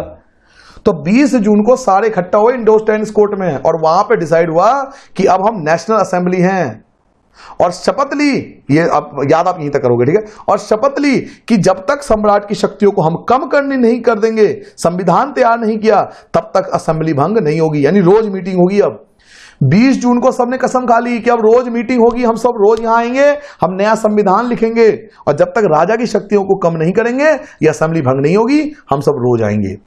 इनका नेता कौन था तीसरे स्टेट का, इनका नेता था मिराबियो और आबेसिये। मिराबियो और आबेसिये इनका नेता था बेटा, मिराबियो और आबेसिये इनका नेता था। किसका, तीसरे स्टेट का। आपसे कई बार एग्जाम में पूछ लेता है कि भाई तीसरे स्टेट के लोग जो थे उनके नेता कौन था, तो इसका नेतृत्व थे मिराबियो और आबेसिये। मिराबियो का जन्म कुलीन परिवार से था, ये राजा के परिवार रिश्तेदारों में ही था, लेकिन रिश्तेदार तो ये पता है ना, रिश्तेदार तो है, तुम भी जानते होगे सारी बातें। तो कुलीन परिवार में था, लेकिन वह समानती विशेष अधिकारों वाले समाज को खत्म करने की जरूरत से सहमत था। वो इस बात से सहमत था कि हाँ भाई, राजा के पास सारे अधिकार नहीं होने चाहिए। उसने एक पत्रिका निकाली थी और वायसराय में जुटी भीड़ के समक्ष जोरदार भाषण भी दिया। आबे सिए ने, अब इसको भी आप साइड में लिखोगे बेटा, ये कहानी चली है, बीच में जो आ रहा है ना बुक के नाम, ये जरूर याद कर लेना। मैं फिर से कह रहा हूं, ये बुकों के नाम बहुत जाते हैं, बहुत बार आते हैं एग्जाम में। तो आबे सिए एक पादरी था, ये देखो प्रथम स्टेट से था।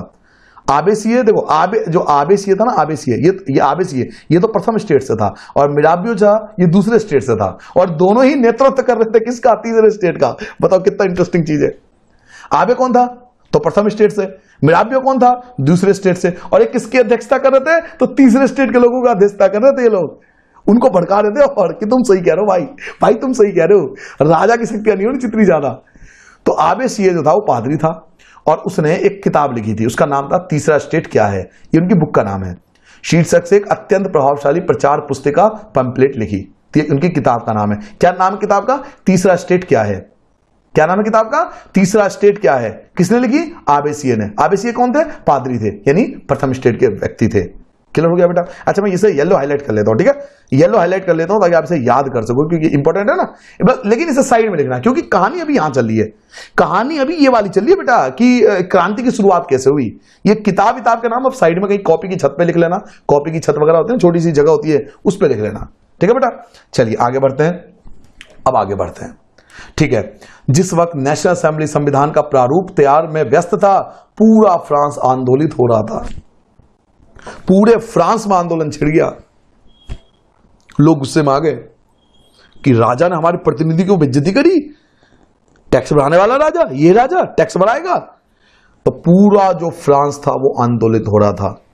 तो बच्चों, बेटा सोना, अगर आपके एग्जाम में यह आए बेटा कि क्रांति की शुरुआत कैसे हुई, तो इसका आंसर ये सब आएंगे कि राजा ने 5 मई 1789 को बैठक बुलाई, 300 प्रथम स्टेट से, 300 द्वितीय स्टेट से, 600 तृतीय स्टेट से लोग आए। राजा ने कहा टैक्स बढ़ाना है।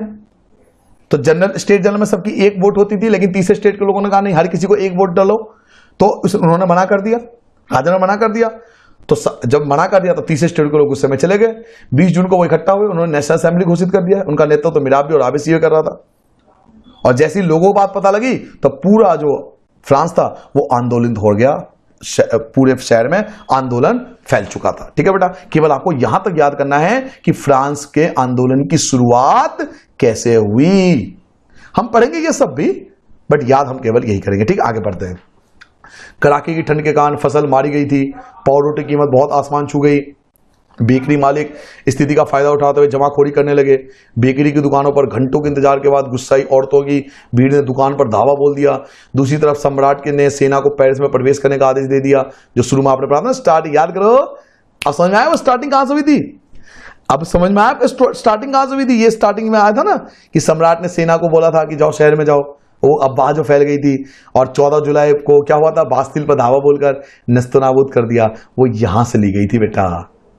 चैप्टर के बीच में से आपको लिया गया था और फ्लैशबैक करके आपको अब शुरू से समझा रहा है कि ये कहां से आया। अब समझ में आ गया कहानी बेटा। देहाती इलाकाओं में गांव या अफवाह फैल गई कि कारीगरों की मालिकों ने भीड़ भाड़े पर लठेतों लुटेरों के गिरोह बुला लिए हैं, जो पकी फसलों को तबाह करने के लिए निकल पड़े हैं। कई जिलों में भय और आतंक होकर किसानों ने कुदालों और बेलचों से ग्रामीण किलों पर आक्रमण कर दिया। उन्होंने अन्य भंडारों को लूट लिया, लगान संबंधी दस्तावेजों को जला दिया। ये बता रहा है कि मतलब लड़ाई के यार एक बात, लड़ाई के दौरान तो कुछ ऐसा तो होगा नहीं, प्यार मोहब्बत की बात तो होगी नहीं। जब लड़ाई हो गई, क्रांति फैल गई, तो कोई प्यार मोहब्बत की बात तो करेगा नहीं। लड़ाई होगी तो यही सब होगा। तो लूटपाट शुरू हो गई और दस्तावेज जला वला दिए, है ना। कुलीन वर्ग की संख्या में कुलीन बड़ी संख्या में अपनी जागीर छोड़कर भाग गए। जो डर के जो पैसे वाले थे भाग गए। बहुतों ने अपने पड़ोसी देशों में जाकर शरण ली। अपनी विद्रोही प्रजा की शक्ति का अनुमान करके लुई 16 ने अंततः नेशनल असेंबली को मान्यता दे दी। अब इसी को समझो। जब उन्होंने लुई 16 ने देखा यार ये तो मामला गड़बड़ हो गया, भाई ये मामला तो गड़बड़ हो गया, लोग ज्यादा ही भड़क गए, तो उसने क्या करा, उसने मान्यता दे दी कि ठीक है यार जो है ठीक है, कम से कम जान तो बचेगी। तो लुई 16 ने नेशनल असेंबली को मान्यता दे दी और यह भी मान लिया कि उसकी सत्ता पर अब से संविधान का अंकुश होगा। यानी अब जो संविधान जो डिसाइड करेगी मैं उसे मानूंगा। राजा ने मान लिया और 4 अगस्त 1789 की रात को असेंबली ने करों, कर्तव्यों और बंधनों वाली समानती व्यवस्था के उन्मूलन का आदेश पारित कर दिया। यानी पूरे देश से राजा का शासन खत्म कर दिया गया बेटा। राजा का शासन खत्म कर दिया गया बेटा 4 अगस्त 1789 को। पादरी वर्ग के लोगों को भी अपनी विशेष अधिकारों को छोड़ देने के लिए विश्वास कर दिया गया। पादरियों से कहा गया, भाई साहब बहुत आपने मजे ले लिए, अब आपके जितने भी चर्च के जमीन वगैरह हैं वो सब सरकार की है। धार्मिक कर समाप्त कर दिए गए। वो था ना टाइद, आपको समझाया था टाइद, धार्मिक कर टाइद बताया था, वो समाप्त कर दिए गए। और चर्च के स्वामित्व वाली भूमि जितने भी जमीन थी ना चर्च के पास, वो जब्त कर ली गई। इस प्रकार कम से कम 20 अरब लिबड़े की सीमांत संपत्ति सरकार के हाथ में आ गई। देखो कितना, 20 अरब लिबड़े का पैसा सरकार के पास आ गई। और चाहिए कितना, 12 अरब लिबड़े कर्जा उतारने के लिए, तो कर्जा भी उतर गया और 8 अरब लिबड़े बच गया। क्या समझ में आ गया बेटा? लेकिन हमें ये सब चीज याद नहीं करनी। लेकिन मैंने आपसे कहा ना, अगर आप सिर्फ ट्रेलर समझोगे तो आपको सब कुछ समझ में नहीं आएगा, इसलिए कहानी पूरी समझा रहा हूं। लेकिन याद करने वाली चीज मैं आपको येलो कलर से हाईलाइट करके देता हूं। चलिए जी, अब टैक्स की समस्या खत्म, राजा के सर से टेंशन खत्म कि चलो भैया कुछ हुआ ना हो, टैक्स की मामला तो खत्म हो गया। फ्रांस संवैधानिक राजतंत्र बन गया। तो क्वेश्चन पूछेगा, अगला हेडिंग ये डालना आपको कि फ्रांस संवैधानिक राजतंत्र कैसे बना। फ्रांस संवैधानिक राजतंत्र कैसे बना, पहले शब्द का मतलब समझो। संवैधानिक राजतंत्र, राजतंत्र क्या होता है? राजा का शासन। तो जब राजा के शासन पर संविधान का कब्जा हो जाता है तो उसे संवैधानिक राजतंत्र बोलते हैं। फ्रांस संवैधानिक राजतंत्र बन गया। क्या मतलब है कि अब राजा भी, राजतंत्र मतलब राजा का शासन, राजा पर अंकुश होगा, किसका? संविधान का। राजा पर नियंत्रण होगा संविधान का। राजा हर फैसला नहीं लेगा, संविधान जो बोलेगा उसके अकॉर्डिंग फैसला लेगा। तो फ्रांस संवैधानिक राजतंत्र कैसे बना? तो पहला पॉइंट यहां से स्टार्ट होगा। नेशनल असेंबली ने 1791 में संविधान का प्रारूप तैयार के लिए संविधान लिख लिया और इसका प्रमुख उद्देश्य था कि राजा की शक्तियों को सीमित करना, राजा की शक्तियों को कम करना। अभी आपने पढ़ा ना ऊपर कि राजा मान गया कि भाई ठीक है प्रभु, आप जो कहोगे मान लूंगा, क्योंकि भैया मुझे जान बचानी है, जान बचेगी तो लाखों उपाय होंगे मेरे पास, तो आप जो कहोगे मान लो। तो उसने नेशनल असेंबली को मान लिया था, आपको अभी बताया था मैंने। तो नेशनल असेंबली ने आखिरकार 1791 में क्या करा? संविधान लिख लिया। ठीक है, अब इस संविधान में क्या बोला गया कि एक व्यक्ति के हाथ में केंद्रीकरण होने के बजाय इन शक्तियों को 3 हिस्सों में बांट दिया जाएगा, विधायिका, कार्यपालिका और न्यायपालिका में बांट दिया जाएगा। यही बात मैंने आपको कहा था कि राजा की शक्तियों को खत्म कर दिया गया। अब फ्रांस संवैधानिक राजतंत्र बन गया बेटा, यानी फ्रांस जो राजा का शासन था उस पर संविधान का कब्जा हो गया। अब तो नेशनल असेंबली ने 1791 में संविधान लिख लिया। इसका मुख्य उद्देश्य था सम्राट की शक्तियों को कम करना। और इस संविधान में लिखा गया कि अब एक व्यक्ति के पास सरकार नहीं होगी, इसको 3 हिस्सों बांटेंगे, विधायिका, कार्यपालिका और न्यायपालिका। जो आज भारत में चल रहा है वो यही तो चल रहा है सिस्टम। तो ये फ्रांस ने उस समय अपना लिया। ठीक है बच्चों, क्लियर हो गया यहां तक सारी बातें? आगे थर्ड पॉइंट आप लिखोगे, 1791 के संविधान ने कानून बनाने का अधिकार नेशनल असेंबली को सौंप दिया कि अब जो कानून बनेगा वो नेशनल असेंबली बनाएगा। नेशनल असेंबली कौन था याद करो? जो तीसरे स्टेट के लोगों ने बनाया था। तीसरे स्टेट के लोगों ने बनाया था नेशनल असेंबली, टेनिस कोर्ट में, वो उसको बना दिया कि 1791 के संविधान ने कानून बनाने का जो अधिकार है वो नेशनल असेंबली को दे दिया कि भाई तुम बनाओ कानून। तो नेशनल असेंबली अप्रत्यक्ष रूप से चुनी जाती थी। अब नेशनल असेंबली के लोग कैसे चुने जाते थे? तो अप्रत्यक्ष रूप से चुने जाते थे। सर्वप्रथम जो नागरिक होते थे ना, आम लोग जो होते थे, वो निर्वाचित समूह का एक चुनाव करता था, मतलब वो नेता को चुनता था।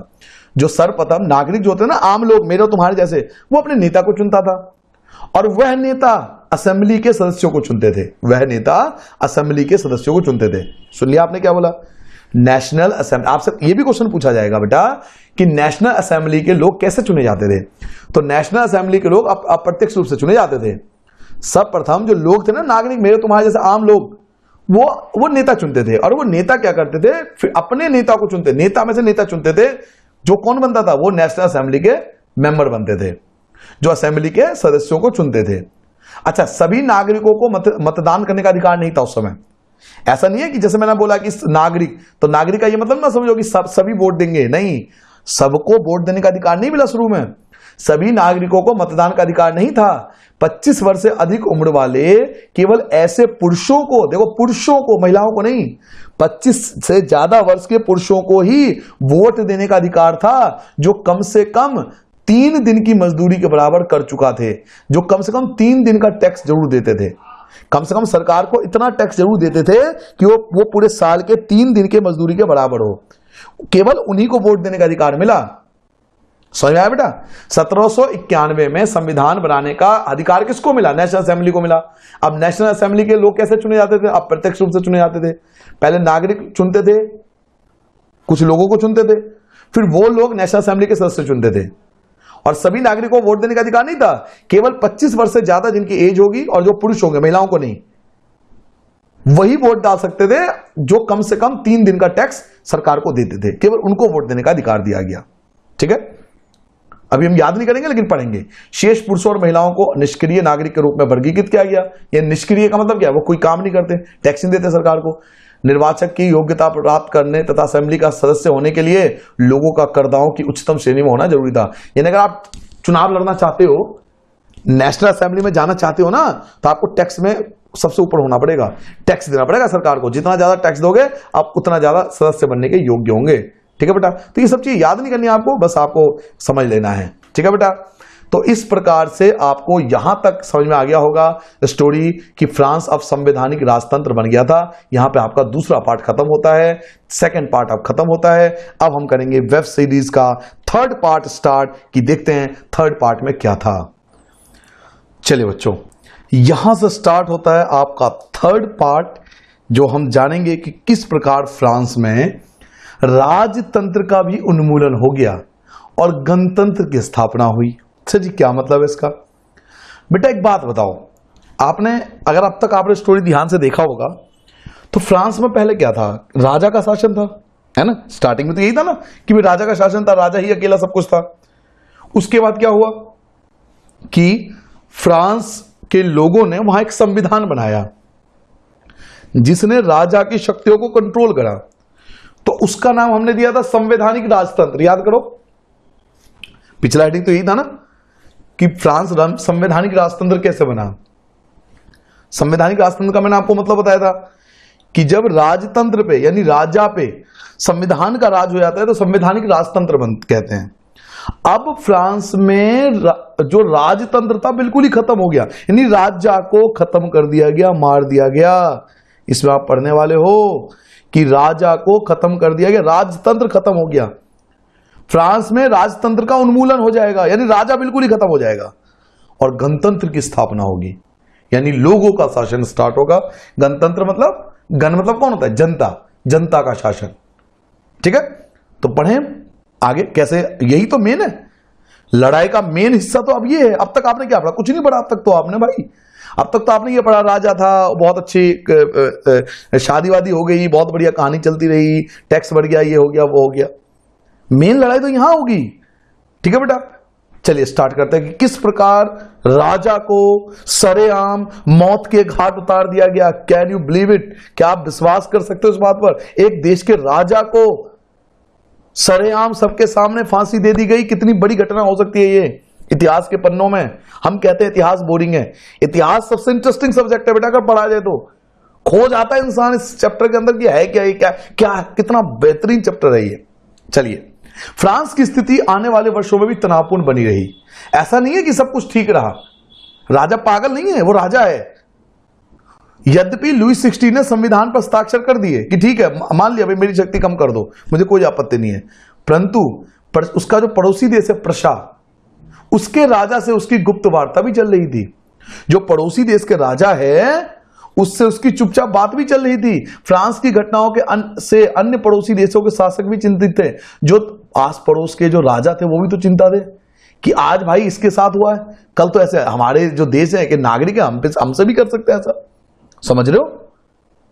अड़ोसी पड़ोसी के देश टेंशन में आ गए कि भाई आज बेचारे इसके साथ ऐसा हुआ है, कल को तो हमारे साथ भी ऐसा हो सकता है। इसलिए 1789 की गर्मियों के बाद होने वाली ऐसी घटनाओं को नियंत्रित करने के लिए इन शासकों ने सेना भेजने की योजना बना ली। तो सभी पड़ोसी देशों ने मिलकर योजना बनाई कि क्यों ना हम फ्रांस की राजा की मदद करें, क्यों ना हम फ्रांस की राजा की मदद करें, सेना भेज देते हैं और ये जो लोग हैं इनको दबा देते हैं इनकी बातों को। लेकिन जब तक इस योजना पर अमल होता, काम खराब हो गया बेटा। जब तक ऐसा होता, उससे पहले देखो क्या हो गया। पहला पॉइंट, फ्रांस में राजतंत्र का उन्मूलन, यह हेडिंग डालना है, और गणतंत्र की स्थापना कैसे हुई। या तो क्वेश्चन ये आएगा कि फ्रांस में राजतंत्र का उन्मूलन कैसे हुआ, या क्वेश्चन ऐसा आएगा कि फ्रांस में गणतंत्र की स्थापना कैसे हुई। ठीक है बेटा। फर्स्ट पॉइंट, अप्रैल 1792 में नेशनल असेंबली ने, जो नेशनल असेंबली जिसने देश का कानून बनाया था, उसने प्रशा और ऑस्ट्रिया के विरुद्ध युद्ध की घोषणा का प्रस्ताव पारित कर दिया।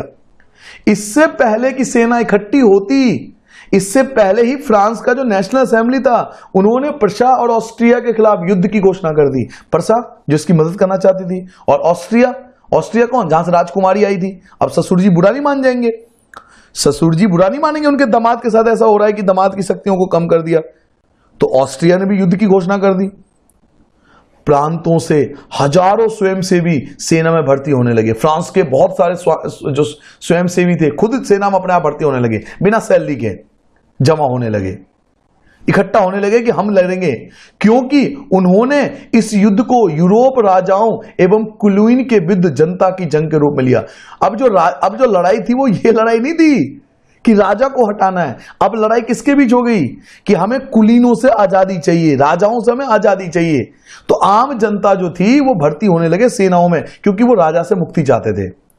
उनके होठों पर देशभक्ति के जो तराने थे, गाने थे, उनमें कवि रॉजेट डी लाइल, ये कवि का नाम है बेटा। कवि कौन थे? रॉजेट डी लाइल, बहुत फेमस कवि हैं, बहुत फेमस कवि जिसे बोलते हैं रॉजेट डी लाइल। उन्होंने एक कविता लिखी थी जिसका नाम था मार्शले। तो जब वो जा रहे थे, ये लोग जब लड़ाई के लिए जा रहे थे, किससे लड़ाई करने के लिए? प्रशा और ऑस्ट्रिया से लड़ने के लिए। तो ये उनके होठों पर देशभक्ति के गाने थे।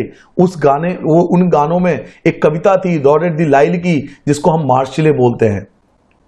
मार्शले नाम था, जैसे कविता का नाम होता है ना आपके सिलेबस में, the road is not taken, the wind, अभी मैंने आपको उस दिन पहले पढ़ाया था, है ना आपके सिलेबस में। ऐसे ही इस कविता का नाम था मार्शले।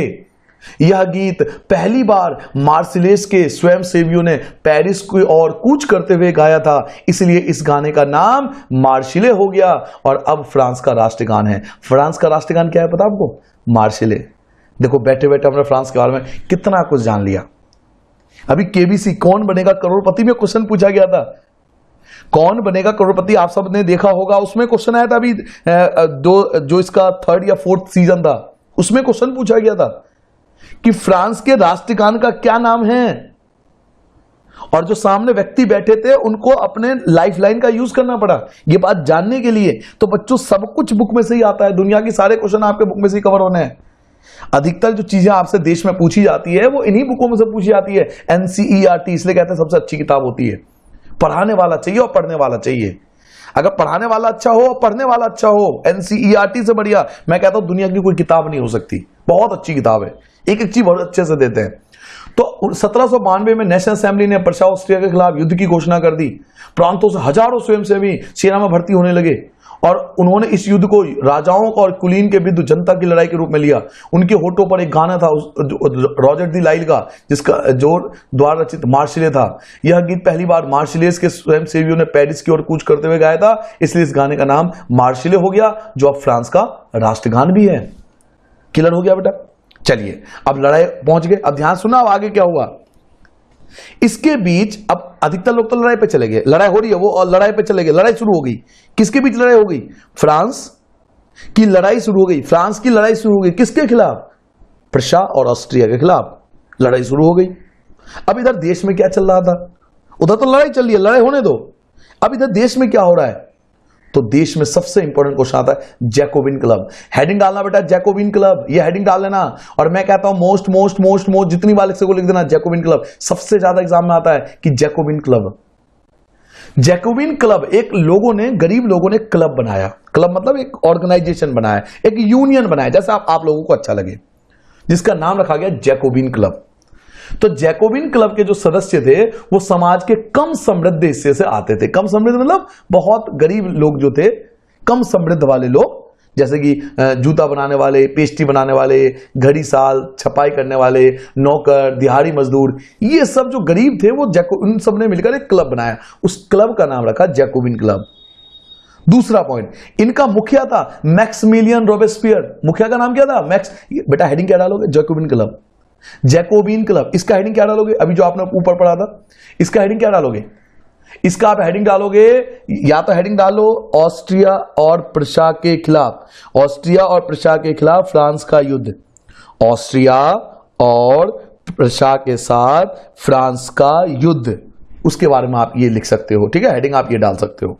उसके आंसर ये 3 4 पॉइंट, फर्स्ट पॉइंट ये हो गया, second point, first point, second point, third point, fourth point, 5 point बन जाएंगे इसके। ठीक है बेटा, 5 पॉइंट बन जाएंगे। या मार्शले भी हेडिंग डाल सकते हो, मार्शले भी तो आ सकता है ना हेडिंग, मार्शले भी लिख सकते हो, तो ये 5 हेडिंग हो जाएंगे।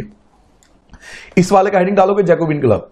तो पहला पॉइंट मैंने आपको क्या बताया, जैकोबिन क्लब के जो सदस्य थे वो कम समृद्धि से आते थे, गरीब लोग इसके नेता थे। दूसरा पॉइंट, इसके नेता थे मैक्सिमिलियन रॉबेस्पियर। नेता कौन थे? मैक्सिमिलियन रॉबेस्पियर, याद रहेगा आपको, मैक्सिमिलियन रॉबेस्पियर। अब जो मैक्सिमिलियन रॉबेस्पियर को मानने वाले लोग थे, उन्होंने ये डिसाइड किया, यानी जैकोबिन उन्होंने ये डिसाइड करा कि वो गोदी कामगारों की तरह धारीदार लंबी पतलून पहनने का निर्णय किया। उन्होंने अलग अलग कपड़े बनाए, अपने ड्रेस बनवा लिए, खुद का ड्रेस कोड बना लिया उन्होंने। जैसा आपका स्कूल का यूनिफॉर्म होता है ना, स्कूल का यूनिफॉर्म होता है ना, वैसे ही उन्होंने ये वाले कपड़े डिसाइड करे। लंबी पतलून, लंबी पतलून मतलब नीचे तक पैंट होगा और धारीदार होंगे, नीचे तक धारीदार वाले पैंट। क्योंकि फ्रांस के अधिकतर लोग क्या करते थे, कपड़े घुटनों के ऊपर पहनते थे, अधिकतर कपड़े यहां तक पहनते थे। अधिकतर फ्रांस में लोग ऐसे कपड़े पहले पहनते थे। अभी भी आप विदेशियों को देखोगे फ्रांस वगैरह में, तो लोग ऐसे कपड़े पहनने ज्यादा पसंद करते हैं गर्मियों में, जब गर्मी पड़ती है।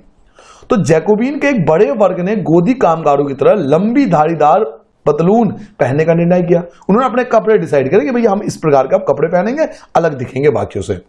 3 पॉइंट हो गए। पहला पॉइंट, जैकोबिन, देखो याद भी होता रहेगा आपको स्टोरी में। जैकोबिन क्लब का जो सदस्य थे वो कम समृद्ध वाले लोग थे, पहला पॉइंट। इनका नेता मैक्सिमिलियन रॉबेस्पियर था। थर्ड पॉइंट, जैकोबिन के एक बड़े वर्ग ने गोदी कामगारों की तरह लंबी पतलून वाले कपड़े पहनने का डिसाइड किया। ऐसा उन्होंने समाज के फैशनेबल वर्ग, खासतौर से घुटने तक पहनने वाले ब्रिचेस, घुटन्ना वाले और कुलीनों से खुद को अलग करने के लिए। ऐसा क्यों करा? जो लोग यहां तक के कपड़े पहनते थे उनसे अपने आप को अलग दिखाने के लिए कि हम तुमसे डिफरेंट है और हम में यूनिटी है, ऐसा दिखाने के लिए। यह ब्रिचेस पहनने वाले कुलीनों की सत्ता समाप्ति का ऐलान का उनका प्रतीक था। वो बताना चाहते थे अब तुम्हारा समय गया, घुटने वालों अब तुम्हारा समय गया, अब हमारा समय शुरू हुआ है। बच्चों ये बताना चाहते थे, ये बताना चाहते थे कि कुलीन वर्ग अब हम तुमसे आजाद हैं, राजा को मानने वाले राजा के रिश्तेदारों अब हम तुमसे आजाद हैं। ये दिखाने के लिए, उनकी सत्ता की समाप्ति का ऐलान करने के लिए एक तरीका, एक सिंबल के तौर में इन्होंने अपना अलग ड्रेस बनाया। इन्होंने जैकोबिन क्लब ने, अभी खत्म नहीं हुआ जैकोबिन क्लब बेटा। इसलिए नेक्स्ट पॉइंट, 4th पॉइंट, इसलिए जैकोबिनों को 100 कुलात के नाम से जाना जाता है, जिसका शाब्दिक अर्थ होता है बिना घुटने वाले। बिना घुटने वाले का मतलब क्या? इनके घुटने दिखाई नहीं देंगे भाई। जब आप जब पैंट है नीचे तक पहनोगे तो घुटने दिखाई नहीं देंगे ना आपके। इसलिए जैकोबिन के जो लोग थे उनको 100 कुलात बोला गया कि तुम 100 कुलात हो, यू आर 100 कुलात। 100 कुलात का मतलब है तुम बिना घुटने वाले हो, तुम्हारे घुटने दिखाई नहीं देते। नेक्स्ट पॉइंट, 100 कुलात पुरुष, जो पुरुष थे वो लाल रंग की टोपी भी पहनते थे, जो उनकी स्वतंत्रता का प्रतीक था। लाल रंग की टोपी पहनने का मतलब है कि हम स्वतंत्र हैं, अब हम तुम्हारी बात नहीं मानेंगे। राजा अगर तुम हमें आदेश भी दोगे ना तब भी हम तुम्हारी बात नहीं मानेंगे। ये पुरुष जो थे वो लाल रंग की टोपी पहनने लगे। ये था बेटा जैकोबिन क्लब के बारे में। क्या क्या पढ़ा आपने बच्चों 5 पॉइंट पढ़ा जैकोबिन क्लब के बारे में। एक बार मैं जल्दी से आपको बता दूं जैकोबिन क्लब के 5 पॉइंट। जैकोबिन क्लब के जो सदस्य थे वो समाज के कम समृद्ध वाले लोग थे। इनका नेता मैक्सिमिलियन रॉबेस्पियर था। जैकोबिन क्लब के लोगों ने क्या करा, लंबी धारीदार जो कपड़े थे वो पहनना स्टार्ट किया। इनको 100 कुलात के नाम से जाना गया, इसलिए हमने नेक्स्ट पॉइंट पढ़ा जैकोबिनों को 100 कुलात के नाम से जाना गया, जिसका शाब्दिक होता है बिना घुटने वाले। 100 कुलात पुरुष जो थे लाल रंग की टोपी पहनते थे, जो उनकी स्वतंत्रता का प्रतीक था कि अब हम स्वतंत्र हैं। लेकिन महिलाओं को ऐसा करने की अनुमति नहीं थी।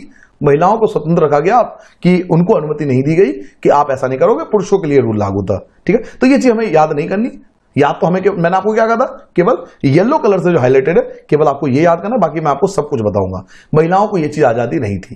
ठीक है, स्टोरी में हमने ये भी बता दिया, लेकिन याद हम ये करेंगे। ठीक है बेटा, आगे सन 1792 की नेक्स्ट पॉइंट है बेटा।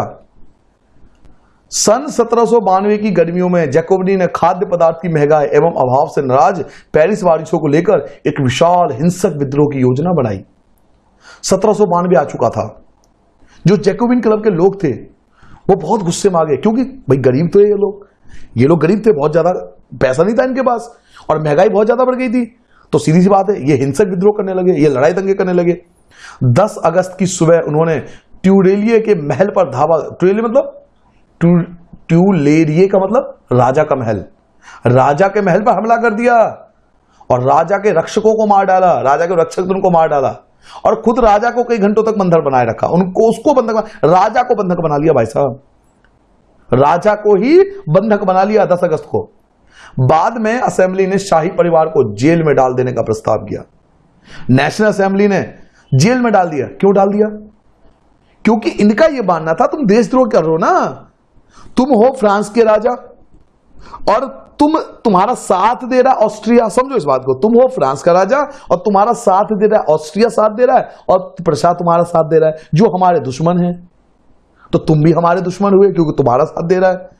तो राजा के परिवार को ही जेल में डाल दिया। नए चुनाव कराए गए। नए चुनाव में 21 वर्ष से अधिक उम्र के सभी पुरुषों को, चाहे उनके पास संपत्ति हो या नहीं, उनको मतदान देने का अधिकार मिला। और केवल देखो पुरुषों को, महिलाओं को अभी भी मतदान करने का अधिकार नहीं दिया गया। क्या समझ में आ गया बेटा? यहां तक क्लियर हो गया? यहां तक सारी बातें। 1792 की गर्मियों में जैकोबिन ने खाद्य पदार्थों की महंगाई पर नाराज होकर एक हिंसक विद्रोह किया, योजना बनाई। 10 अगस्त की सुबह उन्होंने राजा के महल पर हमला कर दिया, राजा के रक्षकों को मार डाला और खुद राजा को बंधक बना लिया। बाद में असेंबली ने शाही परिवार को जेल में डाल देने का प्रस्ताव पारित किया। नए चुनाव कराए गए। 21 वर्ष से अधिक जितने भी पुरुष थे, चाहे उन पर संपत्ति हो या नहीं, टैक्स देते हो या नहीं देते हो, उन सबको वोट देने का अधिकार दिया गया।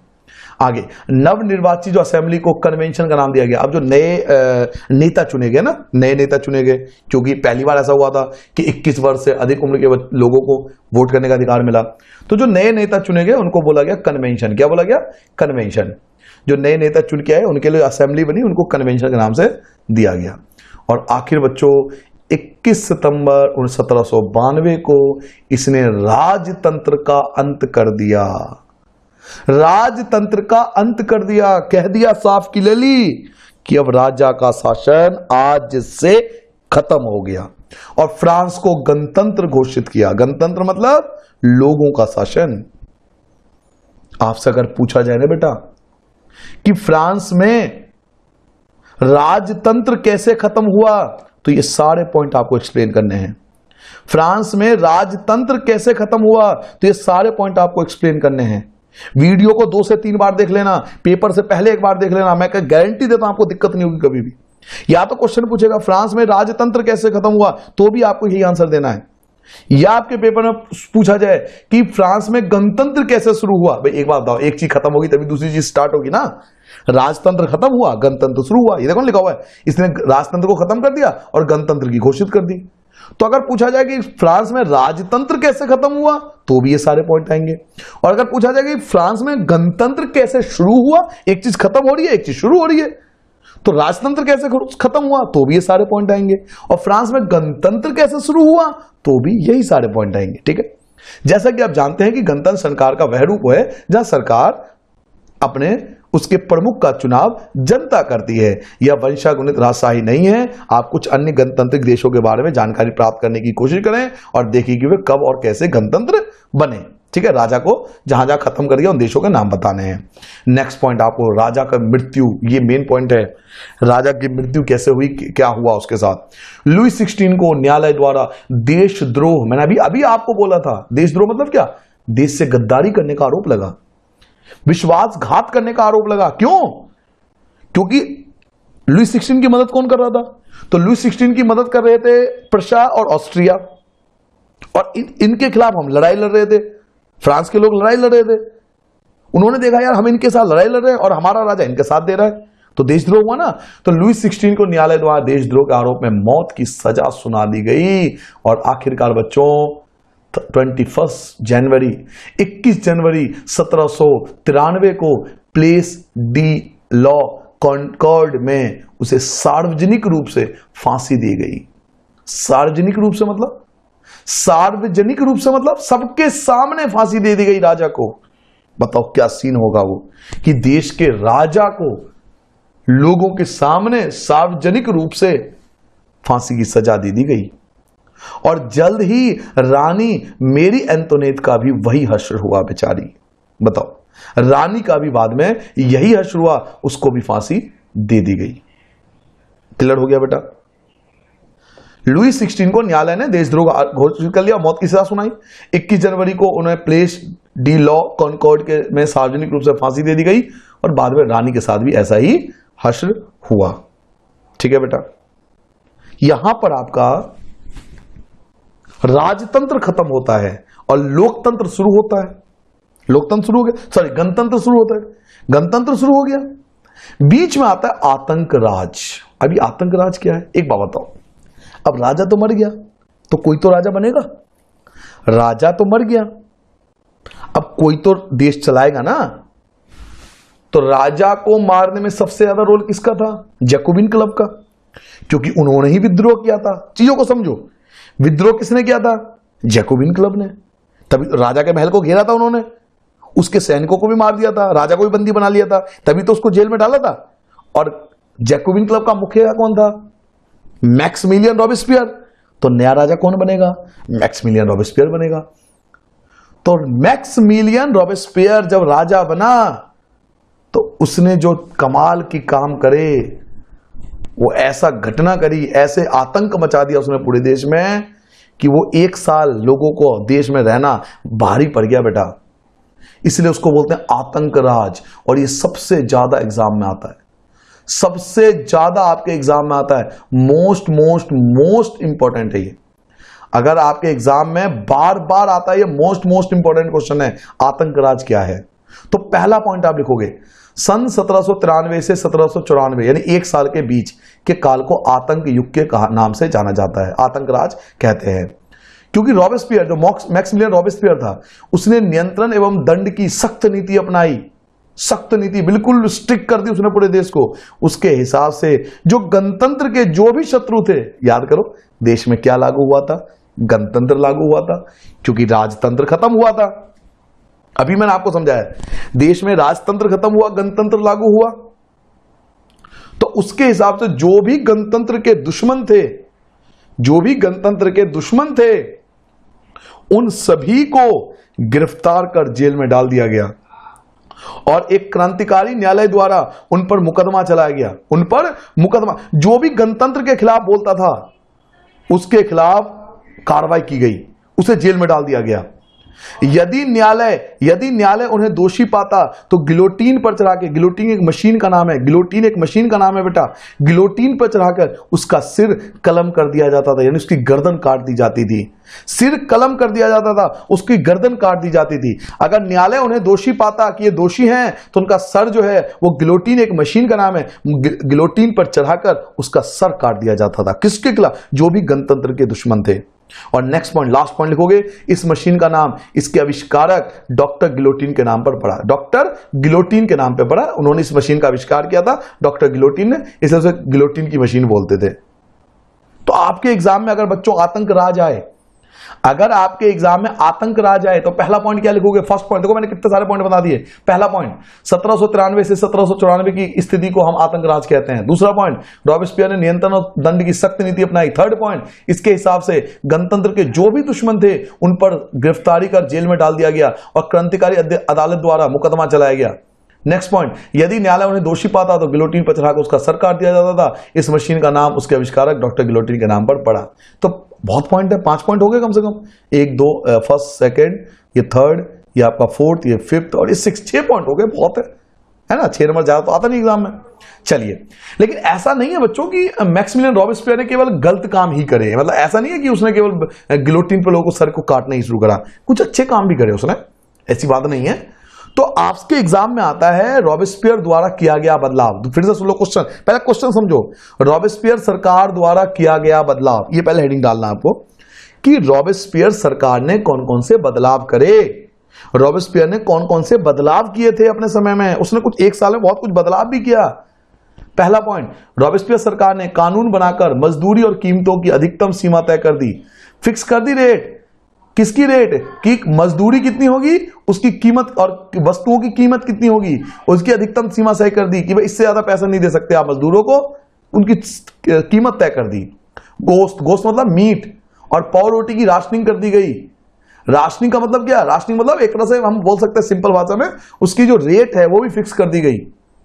थर्ड, किसानों को अपना अनाज शहरों में ले जाकर सरकार द्वारा तय कीमत पर बेचने के लिए मजबूर किया गया। बाध्य मतलब मजबूर किया गया, किसानों को मजबूर किया गया ताकि वो जाएं और फिक्स रेट पर ही माल बेचें, अपने एक फिक्स रेट पर ही माल बेचें। अपेक्षाकृत महंगे सफेद आटे के इस्तेमाल पर रोक लगा दी गई। जो महंगे आटे थे, जो ज्यादा कीमती थे, उन पर रोक लगा दी गई कि वो कोई नहीं खाएगा अब। सभी नागरिकों के लिए साबुत गेहूं से बनी और बराबरी का प्रतीक माने जाने वाली समता रोटी खाना अनिवार्य कर दिया। महंगी रोटी, जो सस्ती रोटी थी ना, इसे बोलते हैं समता रोटी। सभी नागरिकों के लिए साबुत गेहूं, जो साबुत गेहूं से रोटी बनती थी, और बराबरी का प्रतीक माने जाने वाली समता रोटी, जो मतलब थोड़ा दानेदार मोटे रोटी बनेंगी उसमें, उसको खाना अनिवार्य कर दिया गया। अब यही खाओगे, जो सफेद आटा, महंगे वाला आटा ना, पैसे देकर जो खरीद लेते हो, वो नहीं खाएगा कोई भी। तो आपके एग्जाम में आएगा बेटा कि रॉबेस्पियर सरकार ने कौन कौन से बदलाव करे। क्वेश्चन क्या पूछेगा कि रॉबेस्पियर सरकार ने कौन कौन से बदलाव करे। तो पहला पॉइंट लिखोगे, रॉबेस्पियर सरकार ने कानून बनाकर मजदूरी एवं कीमतों की अधिकतम सीमा तय कर दी। सेकंड, गोश्त यानी मीट और पाव रोटी की राशनिंग कर दी गई। थर्ड, किसानों को अपना अनाज शहरों में ले जाकर सरकार द्वारा तय कीमतों पर बेचने के लिए मजबूर किया गया। अपेक्षाकृत महंगे सफेद आटे के इस्तेमाल पर रोक लगा दी गई। सभी नागरिकों के लिए साबुत गेहूं से बनी और बराबरी के प्रतीक माने जाने वाली समता रोटी खाना अनिवार्य कर दिया गया। और लास्ट पॉइंट लिखोगे कि रॉबेस्पियर ने क्या बदलाव किया था कि चर्चों को बंद कर दिया। चर्च को ही बंद कर दिया इसने, चर्च को बंद करा दिया, ठीक है, बंद कर दिया गया। और उनके भवनों को बैरक या दफ्तर बना दिया गया। चर्च को बंद कर दिया गया और उसकी जगह उसको दफ्तर बना दिया, सरकारी गवर्नमेंट ऑफिसर बना दिया उसे। चर्च को बंद कर दिया गया। तो ये बदलाव किसने करे? ये बदलाव किए मैक्सिमिलियन रॉबेस्पियर ने। ये सारे बदलाव मैक्सिमिलियन रॉबेस्पियर ने किया। क्लियर हो गया बेटा? तो आपके एग्जाम में पूछेगा कि मैक्सिमिलियन रॉबेस्पियर ने कौन कौन से बदलाव करे, तो ये सारे बदलाव लिखने पड़ेंगे आपको। ये सभी 5-6 बदलाव, ये मैक्सिमिलियन रॉबेस्पियर के क्रांतिकारी बदलाव थे, ये आपको लिखने पड़ेंगे एग्जाम में। आतंकराज यहीं तक था, खत्म हो गया आतंकराज। ये सभी पॉइंट आएंगे मैक्सिमिलियन द्वारा किए गए बदलाव। हाँ, आप चाहो तो इसमें ऐड कर सकते हो। आतंकराज में अगर कुछ आंसर नहीं मिल पा रहा हो, 1-2 पॉइंट भूल गए, तो ये वाला पॉइंट भी ऐड कर सकते हो उसके अंदर, ठीक है। चलिए आगे, रॉबेस्पियर ने अपनी नीतियों को इतनी सख्ती से लागू किया कि उसके समर्थक भी त्राही त्राही करने लगे, डरने लगे। अंततः जुलाई 1794 में न्यायालय द्वारा उसे दोषी ठहराया गया और गिरफ्तार करके अगले ही दिन उसे भी गिलोटीन पर चढ़ा दिया गया। 1794 यानी 1 साल बाद ही न्यायालय ने किसी एक मामले में उसे दोषी ठहरा दिया और गिरफ्तार कर लिया गया उसे, और अगले दिन ही गिलोटीन पर उसे भी चढ़ा के उसका सर भी काट दिया गया। किसका? मैक्सिमिलियन रॉबेस्पियर का। मैक्सिमिलियन रॉबेस्पियर का भी सर काट दिया। इमेज करो कि आप वहां खड़े हो, मैक्सिमिलियन रॉबेस्पियर को पकड़ लिया गया, उसको गिलोटीन पर डाल दिया गया और उसका सर भी काट दिया गया। खत्म, मैक्सिमिलियन रॉबेस्पियर भी खत्म हो गया। क्या आपको यहां तक समझ में आ गया बेटा? यहां तक सारी स्टोरी क्लियर हो गई। अब आएगा डायरेक्टरी शासित फ्रांस। डायरेक्टरी क्या होता है, पहले सिंपल सा वर्ड समझ लो। अब लोगों ने देखा कि क्या हो रहा है कि हम जब एक नेता चुनते हैं या एक नेता चुन रहे हैं या एक मंत्री चुन रहे हैं या एक राष्ट्रपति चुन रहे हैं, तो दिक्कत हो रही है, वो परेशान कर रहा है पूरे देश को। तो इन्होंने क्या करा, 5 कार्यपालिका चुना, 5 सदस्यों वाली कार्यपालिका चुनी, यानी ऐसी कार्यपालिका जिसके 5 सदस्य हो। या मैं इसको सिंपल भाषा में अगर बोलूं, मतलब समझने के लिए, पेपर में लिखना मत, सिंपल भाषा में इन्होंने 5 सदस्य वाले कार्यपालिका, यानी एक तरह से 5 राजा चुन लिए, अलग अलग 5 अलग अलग कमेटी राज्य चुन लिए उन्होंने, जिसका नाम रखा गया डायरेक्टरी। तो बच्चों अगर एग्जाम में पूछा जाए डायरेक्टरी शासित फ्रांस, कि फ्रांस में डायरेक्टरी कैसे आया, डायरेक्टरी क्या था, डायरेक्टरी क्या था फ्रांस के अंदर, तो पढ़ते हैं और याद क्या करोगे, केवल येलो वाले, ठीक है, बाकी सिर्फ समझने के लिए।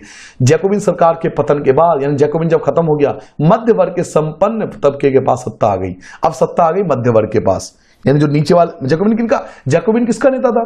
सबसे नीचे जो थे, जो लोअर कैटेगरी में आते थे ना, जो थर्ड स्टेट में सबसे लोअर कैटेगरी में थे, जो गरीब लोग थे, जैकोबिन तो उन्हीं का था ना, तो उनका तो नेता मारा गया, वो खत्म हो गया। अब सत्ता जो आ गया वो मध्य वर्ग के पास आ गया। तो डायरेक्टरी कैसा आया? पहला पॉइंट, नए संविधान, अब फिर से नया संविधान लिखा गया, संविधान लिखते लिखते पागल हो चुके हैं। नए संविधान के तहत संपत्तिहीन तबके को मताधिकार से वंचित कर दिया गया। अब कहा गया, नए संविधान फिर से लिखा गया। अब जिसके पास जमीन नहीं थी ना बेटा, उसको मना कर दिया गया भाई तुम वोट नहीं डालोगे, अब खत्म, क्योंकि तुम्हारा नेता मारा गया। इस संविधान में 2 चुनी गई विधान परिषदों का प्रावधान था। अब 2 विधान परिषद, इस संविधान में 2 चुनी गई विधान परिषदों का प्रावधान था, यानी 2 विधान परिषद चुने जाएंगे। 2 चुने, अब तक 1 थे, अब 2 विधान परिषद चुने जाएंगे। इन परिषदों ने 5 सदस्य वाली एक कार्यपालिका, अभी मैंने बोला ना, ऐसी कार्यपालिका बनाई जिसके 5 सदस्य थे, ऐसी कार्यपालिका बनाई जिसके 5 सदस्य थे, यानी एक तरह से सिंपल वर्डों में जानना चाहे तो 5 राष्ट्रपति थे, जिसको डायरेक्टरी बोला गया, को नियुक्त किया गया, यानी फ्रांस में डायरेक्टरी लागू किया। इस प्रावधान के जरिए, चलिए छोड़ो यहां पे आ जाओ, लेकिन डायरेक्टरी का झगड़ा अक्सर विधान परिषदों से होता था और तब परिषद उन्हें बर्खास्त करने की चेष्टा करती थी। लेकिन जो डायरेक्टरी के सदस्य थे उनकी लड़ाई होती थी किसी बात विवाद को लेकर, किससे? विधान परिषद से। विधान परिषद कहता था ये कानून बनाओ, डायरेक्टरी कहता था नहीं हम तो ये नहीं बनाएंगे। विधान परिषद कहता था ये इस अधिकार का इस्तेमाल करो, डायरेक्टरी के लोग कहते थे हम तो नहीं करेंगे। तो विधान परिषद अक्सर कहता था यार ये क्या, डायरेक्टरी हटाओ इसे, ये तो कुछ काम ही नहीं कर रहा। तो डायरेक्टरी की राजनीतिक अस्थिरता से सैनिक तानाशाह नेपोलियन बोनापार्ट के उदय का मार्ग प्रशस्त कर दिया। अब क्या हुआ, आपस में लड़ने लगे। विधान परिषद डायरेक्टरी पर आरोप लगाता, डायरेक्टरी विधान परिषद पर आरोप लगता, डायरेक्टरी विधान परिषद पर आरोप लगाता, विधान परिषद डायरेक्टरी पर आरोप लगाता, ये आपस में लड़ने लगे। उस समय सैनिक का जो मुखिया था उसका नाम था नेपोलियन बोनापार्ट। उस समय सैनिक का जो हेड था वो था नेपोलियन बोनापार्ट। उसने देखा ये तो आपस में लड़ रहे हैं राजा, क्यों ना मैं ही इन सबको हटा के मैं ही राजा बन जाऊं, मैं भी मौका क्यों छोड़ू भाई। तो नेपोलियन बोनापार्ट का उदय का रास्ता मिल गया इसको। बच्चों एक बात बताऊं मैं आपको, बेटा एक बात बताऊं मैं आपको, अगर आपके एग्जाम में यह क्वेश्चन पूछा जाए कि डायरेक्टरी क्या होती है या डायरेक्टरी शासित फ्रांस क्या था, तो भी आप आंसर यही लिखोगे येलो कलर वाले। और अगर आपके एग्जाम में यह पूछा जाए कि नेपोलियन बोनापार्ट का उदय कैसे हुआ, बहुत बार एग्जाम में, इवन जब मैं 9th में था मेरे भी आया था फर्स्ट टर्म में, कि नेपोलियन बोनापार्ट का उदय कैसे हुआ या क्यों हुआ, उदय कैसे हुआ या फिर क्यों हुआ, तो भी आप आंसर यही लिखोगे। यही आंसर आपको लिखना पड़ेगा। फिर भी नए संविधान के तहत, अब नया संविधान लिखा गया क्योंकि मैक्सिमम रोबोटेल को मार दिया गया। नए संविधान के तहत जो संपत्तिहीन तबके थे उनको मताधिकार से वंचित कर दिया गया, उनको वोट डालने से मना कर दिया गया। इस संविधान में 2 विधान परिषद चुने गए और इन विधान परिषदों ने 5 सदस्य वाली कार्यपालिका, जिसको डायरेक्टरी बोला गया, इसको नियुक्त किया। लेकिन डायरेक्टरी का झगड़ा अक्सर विधान परिषदों होता था और जो विधान परिषद थे वो कहते थे इनको बर्खास्त करो। डायरेक्टरी की राजनीतिक अस्थिरता से सैनिक तानाशाह नेपोलियन बोनापार्ट के उदय का मार्ग प्रशस्त कर दिया। तो इसमें 2 क्वेश्चन कवर होता है, या तो आपसे पूछेगा डायरेक्टरी शासित फ्रांस, या आप स्लैश करके लिख सकते हो, यहां स्लैश डाल के लिख सकते हो। क्या लिख सकते हो कि नेपोलियन बोनापार्ट का उदय कैसे हुआ, नेपोलियन बोनापार्ट का उदय कैसे हुआ, यह भी आप स्लैश करके लिख सकते हो, क्योंकि दोनों क्वेश्चन का आंसर एक ही आएगा। ठीक है बच्चों, क्या यहां पे समझ में आ गया बेटा? पक्का। यहां पे आपका क्या होता है काम, थर्ड पार्ट खत्म होता है। आपका थर्ड जो है पार्ट वो इस चैप्टर का खत्म होता है। आपको सस्पेंस में छोड़ दिया, देखो लास्ट में सस्पेंस पे छोड़ दिया कि नेपोलियन बोनापार्ट एक व्यक्ति है, वो बैठ के सोच रहा है कुर्सी पे कि ये आपस में लड़ रहे हैं, मेरा मौका अच्छा है, क्यों ना मैं राजा बन जाऊं, ये बैठ के सोच रहा है। और यहीं पे आपका ये पार्ट खत्म होता है, सस्पेंस में आपको छोड़ दिया। जैसे मूवी वगैरह में होता है ना, या आजकल सीरियल वगैरह में होता है सस्पेंस में छोड़ देते हैं, वैसे आपका सस्पेंस में छोड़ दिया। 4th पार्ट आता है, क्या महिलाओं के लिए भी क्रांति हुई, क्या महिलाओं ने भी कोई योगदान किया। आपसे पूछा जाएगा एग्जाम में, क्या महिलाओं ने भी कोई योगदान किया फ्रांस की क्रांति में, क्या महिलाओं के लिए भी कोई क्रांति हुई। तो अब बात करेंगे केवल महिलाओं के लिए कि देखते हैं महिलाओं के लिए क्या हुआ। तो फर्स्ट पॉइंट आप लिखोगे, महिलाएं शुरू से ही फ्रांसीसी समाज में इतने अहम परिवर्तन लाने वाली गतिविधियों से सक्रिय रूप से शामिल थी, मतलब महिलाएं कदम से कदम मिलाते हुए शामिल थी हर एक काम में।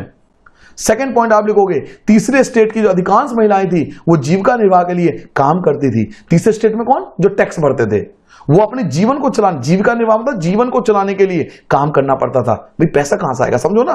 वो सिलाई बुनाई करती थी, कपड़ों की धुलाई करती थी, बाजारों में फल फूल सब्जियां बेचती थी। आप फ्रांस की बात कर रहे हो, आप अपने देश की बात करो, आप तब भी देख लो ना। अगर आप फ्रांस की बात छोड़ो, आज की डेट में आप अपने देश की हालत देख लो, तो भी तो यही है ना। जो तीसरा स्टेट का लोग है, जो बहुत गरीब तबके के लोग हैं, हम क्या कर रहे हैं, सिलाई बुनाई, कपड़ों की धुलाई, बाजारों में फल सब्जियां बेचना। लेकिन जो संपन्न घरों के घरेलू काम करती थी और वो संपन्न घरों में जो घरों थे उनमें जाके घरेलू काम करती थी। जो नीचे तबके वाली औरतें थी वो संपन्न घरों में जाकर वहां की नौकरी करती थी। बहुत सारी महिलाएं वेश्यावृत्ति करती थी। अधिकांश महिलाओं के पास पढ़ाई लिखाई तथा व्यावसायिक प्रशिक्षण के मौके नहीं थे। केवल कुलीनों की लड़कियों, जो कुलीन थे, कुलीन राजा वगैरह जो बताया था आपको, लड़कियों तथा तीसरे स्टेट के धनी परिवारों की लड़कियां ही कॉन्वेंट में पढ़ती थी, यानी प्राइवेट स्कूल वगैरह में पढ़ती थी। उसके बाद उनकी शादी कर दी जाती थी। तो ये सब हमें याद नहीं करना है, ये बस मैं आपको सिचुएशन बताने के लिए बता रहा हूं। और मैं कहता हूं सिचुएशन चाहे वो फ्रांस की क्रांति के समय हो या आज के समय हो, लगभग ज्यादा बदलाव तो है नहीं, है ना। गरीबों की हालत तो बेटा तब भी ऐसी थी, अब बेचारे अब भी ऐसे हैं, बहुत दुख होता है, लेकिन अब करें क्या, है ना। कोशिश करो बेटा, आप लोग पढ़ जाओ, माँ बाप बहुत मेहनत से आपको पढ़ा रहे हैं, पैसे दे के पढ़ा रहे हैं। बस यही ख्वाहिश है आपके माँ बाप की कि मेरा बच्चा पढ़ जाए, बहुत अच्छा इंसान बन जाए, और कुछ नहीं चाहिए। मैं कहता हूं सब कुछ करने को तैयार है आपके माँ बाप आपके लिए, बस आपको पढ़ाने के लिए कि मेरा बच्चा पढ़ जाए। केवल ये शब्द सुनना चाहते हैं टीचर से कि आपका बच्चा बहुत अच्छा है। ये जब शब्द सुन लेते हैं ना आपके माँ बाप, मैं आपको बता नहीं सकता, उनके जीवन की सारी दुख मिट जाते हैं उस दिन। कहते हैं चलो यार मैंने इतना दुख काटा, मेरा बच्चा बन गया, बात खत्म। यही चीज सुनने के लिए पढ़ा रहे हैं आपको। तो महिलाएं शुरू से ही फ्रांसीसी समाज में अहम परिवर्तन लाने वाली गतिविधियों में शामिल थी। तीसरे स्टेट की अधिकांश महिलाएं जीविका निर्वाह के लिए काम करती थी। थर्ड पॉइंट आप लिखोगे, कामकाजी महिलाओं को उनके परिवार का पालन पोषण भी करना पड़ता था। भाई कामकाजी जो महिलाएं हैं वो केवल नौकरी थोड़ी कर रही है, वो घर भी पालन पोषण कौन करेगा, बच्चों को कौन पालेगा। आज भी यही हालत है, आज भी यही हालत है ना। कामकाजी महिलाओं को बेचारे को परिवार भी पालन पोषण करना पड़ता है, घर के सारे काम करने पड़ते हैं, जैसे खाना पकाना, पानी लाना, लाइन लगाकर पाव रोटी लाना, बच्चों की देखरेख करना। बिल्कुल सेम हालत, बिल्कुल सेम हालत है आज भी। उनकी मजदूरी पुरुषों से तुलना में कम थी और उनको बेचारियों को पैसा भी कम मिलता था पुरुषों के मुकाबले। ये सब आएगा महिलाओं का योगदान, सब आपको लिख देना है। बिल्कुल ऐसा लिख देना है कि टीचर रो पड़े कि यार बच्चा कहां से पढ़ गया है, ये पढ़ा कहां से, वीडियो कहां से मिल गया इसको, रो पड़े आपका आंसर देखकर कि कितना बेहतरीन चीज आपने लिखा है। नेक्स्ट पॉइंट आप लिखोगे, महिलाओं ने अपने हितों की हिमायत करने और उन पर चर्चा करने के लिए खुद के राजनीतिक क्लब शुरू करे और अखबार निकाले। अब महिलाएं भी कब तक झेलेंगी भाई, आप बताओ ना। आखिरकार उन्होंने क्या क्लब बना लिए, क्लब मतलब वही एक सोसाइटी टाइप बना लिया जहां पर डिस्कस कर सके मामले को। खुद के लिए अखबार निकाले। फ्रांस में विभिन्न नगरों में महिलाओं के लिए 60 क्लब तब में आए, मतलब 60 क्लब खुल चुके थे, एक दो नहीं 60 क्लब बन चुके हैं जहां महिलाएं आपस में डिस्कस करती थी, वाद विवाद करती थी किसी बात को लेकर। उनमें जो सबसे फेमस क्लब था, उस फेमस क्लब का नाम अक्सर पूछता है, उसका नाम है the society of revolutionary and Republican women. This is the name of a club for a women. Women के लिए जो फेमस क्लब था उसका नाम है ये the society of revolutionary and Republican women. 60 club, total 60 club बन गए पूरे फ्रांस के अंदर। उनमें सबसे फेमस था the society of revolutionary and Republican women, सबसे मशहूर क्लब था ये, सबसे मशहूर क्लब था बेटा, है ना। कोई भी किसी का नाम होता है, किसी क्लब का या पार्टी का, है ना, नाम होता है, ऐसे इसका नाम था अपना बहुत ज्यादा। उसकी एक प्रमुख मांग यह थी कि महिलाओं को पुरुषों के समान राजनीतिक अधिकार प्राप्त होने चाहिए। अब ये महिलाएं जब इकट्ठे होने लगी तो इन्होंने मांग रखी कि हमें भी बराबर अधिकार दो, पुरुषों के मुकाबले बराबर अधिकार दो। महिलाओं ने मताधिकार की मांग की, असेंबली के लिए चुने जाने और राजनीतिक पदों की मांग रखी कि हमें भी राजनीतिक सत्ता में भाग लेना है, हमें भी वोट डालना है, क्योंकि अब तक आपने देखा वोट डालने का अधिकार महिलाओं को नहीं दिया गया। ये सारे पॉइंट केवल महिलाओं के बारे में होगी। ये फोर्थ जो पार्ट है इस मूवी का, वो केवल वुमेन को डेडिकेटेड है। महिलाओं ने मताधिकार का हक मांगा, असेंबली के लिए चुने जाने का हक मांगा, राजनीतिक पदों पर मांग रखी। आखिरकार लास्ट में देखो, ध्यान से पढ़ो, सरकारी विद्यालयों की स्थापना के साथ साथ सभी लड़कियों के लिए स्कूली शिक्षा अनिवार्य बना दिया गया।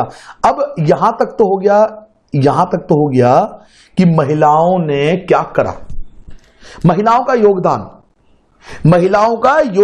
यहां तक तो महिलाओं का योगदान हो गया। नेक्स्ट पॉइंट यहां से आपका स्टार्ट होगा, बच्चों, कि आखिरकार उनके लिए सरकार ने क्या करा। जब ये आंदोलन सब हो गया, महिलाओं ने इतनी मेहनत करी, तो गवर्नमेंट ने क्या करा। गवर्नमेंट देख रही है ना, वो तो कुछ करेगी ना महिलाओं के लिए। तो जी हां, गवर्नमेंट चुप नहीं थी, गवर्नमेंट ने भी काम करा महिलाओं के लिए। क्या काम करा, तो सरकारी विद्यालय जो गवर्नमेंट स्कूल थे उनकी स्थापना करने लगी लड़कियों के लिए, वुमेन के लिए, ताकि वो पढ़े। सभी लड़कियों के लिए स्कूली शिक्षा को अनिवार्य कर दिया गया। सभी लड़कियों के लिए सरकारी स्कूल के अंदर लड़कियों के लिए पढ़ना अनिवार्य कर दिया गया कि लड़कियों का एडमिशन कराना ही पड़ेगा। सेकंड, अब महिलाएं व्यावसायिक प्रशिक्षण ले सकती थी, वो व्यावसायिक प्रशिक्षण ले सकती थी, व्यवसाय पढ़ सकती थी, व्यवसाय के बारे में जान सकती थी। वो जैसे आजकल छोटे मोटे काम होता है ना, दुकान खोल लिया या कोई ट्रेनिंग ले ली, सिलाई का काम सीख लिया, तो व्यावसायिक प्रशिक्षण ले सकती थी, कलाकार बन सकती थी और छोटे मोटे व्यवसाय भी चला सकती थी। पहले तो ऐसा नहीं था। पहले तो अभी आपने देखा ना, पहले तो ऐसा नहीं था, लेकिन जब सरकार ने कानून बना दिया तब ऐसा हुआ। सरकारी विद्यालयों की स्थापना के साथ साथ सभी लड़कियों के लिए स्कूली शिक्षा को अनिवार्य बना दिया गया। अब महिलाओं के लिए व्यावसायिक प्रशिक्षण ले सकती थी, कलाकार बन सकती थी, छोटे मोटे व्यवसाय चला सकती थी। तो ये सब परिवर्तन आए और लास्ट में बहुत सालों बाद, इतने संघर्ष के बाद आखिरकार 1946 में, यानी भारत की आजादी से एक साल पहले, भारत की आजादी से एक साल पहले फ्रांस की महिलाओं ने मताधिकार हासिल कर लिया। यानी फ्रांस की महिलाओं को वोट देने का अधिकार मिल गया। कब मिला वोट देने का अधिकार? 1946 में। और यह क्वेश्चन बहुत बार एग्जाम में आता है कि फ्रांस की महिलाओं को मताधिकार का प्रयोग करने का अधिकार कब मिला? तो 1946 में मिला। और याद करना बड़ा आसान है, भारत की आजादी से एक साल पहले, याद भी हो जाएगा। क्या आपको समझ में आ गया बेटा? क्या आपको क्लियर हो गया बच्चों कि महिलाओं का, अगर आपसे एग्जाम में, मतलब ये फ्रांस की क्रांति में अगर आपसे पूछे महिलाओं का क्या योगदान है, सरकार ने महिलाओं के लिए क्या करा, अल्टीमेटली बस उसमें ये क्वेश्चन भी आना चाहिए कि महिलाओं के लिए क्या किया गया। तो ये सारे पॉइंट आप लिख सकते हो कि महिलाओं का ये अधिकार रहा। ठीक है बेटा, ये वाला जो पार्ट था वो केवल महिलाओं के लिए डेडिकेटेड था, केवल वुमेन के लिए डेडिकेटेड था। अब आएंगे पांचवा पार्ट। अब वो पार्ट खत्म हो गया, महिलाओं का पार्ट खत्म हो गया। अब फ्रांस की क्रांति का हम बात करेंगे पांचवें पार्ट की, फिफ्थ पार्ट की, कि पांचवें पार्ट में क्या। तो चलो बच्चों स्टार्ट करते हैं अपना पार्ट। और आज हम डिस्कस करेंगे बेटा दास प्रथा उन्मूलन। कि दास प्रथा उन्मूलन क्या था? पहले समझो ये दास कौन होते हैं। दास वो लोग होते हैं जिनसे हम अपने घर के सारे काम करवाते हैं और मजबूरन कराते हैं, चाहे वो करना चाहे या नहीं करना चाहे, घर के सारे काम करते हैं वो, और तब तक करते हैं जब तक हम वो अपने जीवन को खत्म नहीं कर देते। उन्हें दास बोला जाता है। यह प्रथा क्या होता है? प्रथा मतलब सिस्टम। बेटा क्या था, फ्रांस के लोगों के पास पैसा था, वहीं जो अगर हम देखें अफ्रीका की तरफ जाएं तो वहां पैसों की बहुत कमी थी। पहले मैं आपको समझा देता हूं ओवरऑल क्या मतलब है, ठीक है। फ्रांस के लोगों के पास पैसा था, जो फ्रांस के व्यापारी थे उन पे पैसा था। अब वो चाहते थे मेरे घर में 2-4 नौकर हों जो मेरे पूरे जीवन में मेरा काम करें। वो जाते थे अफ्रीका की तरफ। अफ्रीका में बहुत गरीबी थी, बहुत ज्यादा गरीबी थी। तो वहां के जो सरदार होते थे वो लोगों को बेचते थे। जी हां, लोगों को बेचते थे, पैसे ले लेते थे और लोगों को बेच देते थे कि भाई आप इसको ले जाओ, ये आपका हो गया इंसान। अब वो इंसान दास बन गया उस व्यक्ति का जिसने उसे खरीदा है। अब ताउम्र जब तक वो जिएगा वो उसके लिए काम करेगा। इसे हम दास प्रथा बोलते थे। तो पहले डिटेल जान लेते हैं, फिर मैं आपको याद क्या करना है वो समझाऊंगा, ठीक है। फ्रांसीसी उपनिवेशों में दास प्रथा का उन्मूलन जैकोबिन सरकार के क्रांतिकारी सामाजिक सुधारों में से एक था। जैकोबिन क्लब ने इसको खत्म किया था। याद होगा आपको, जैकोबिन सरकार, आतंक राज जिसे हम बोलते हैं, उसमें से एक बदलाव उसने ये भी किया था कि इसने दास प्रथा को खत्म कर दिया था। तो ये होता क्या है दास प्रथा? तो कैरेबियन उपनिवेश यानी अफ्रीका के जो उपनिवेश थे, जैसे मार्टिनिक, गॉडेलोप, सैन डोमिंगो, ये सब नाम थोड़ी आपको याद करना है। तंबाकू, नील, चीनी एवं कॉफी जैसे वस्तुओं के महत्वपूर्ण आपूर्ति करता थे। अपरिचित एवं दूर देश जाने वाले काम करने के लिए यूरोपियों की अनिच्छा का मतलब था बागान में श्रम की कमी।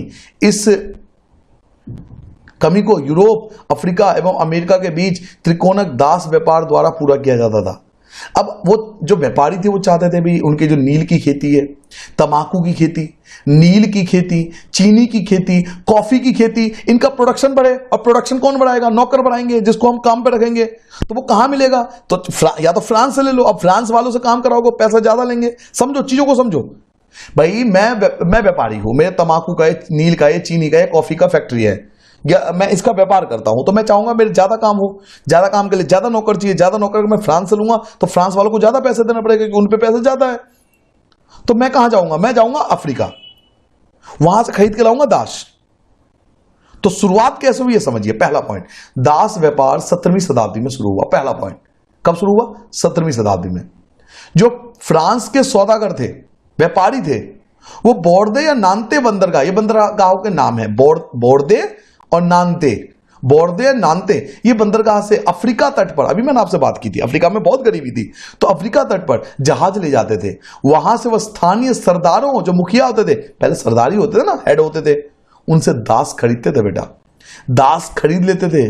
और आपको पता है उनके शरीर पर निशान लगा लिया जाता था, जिसे आजकल हम बोलते हैं परमानेंट टैटू।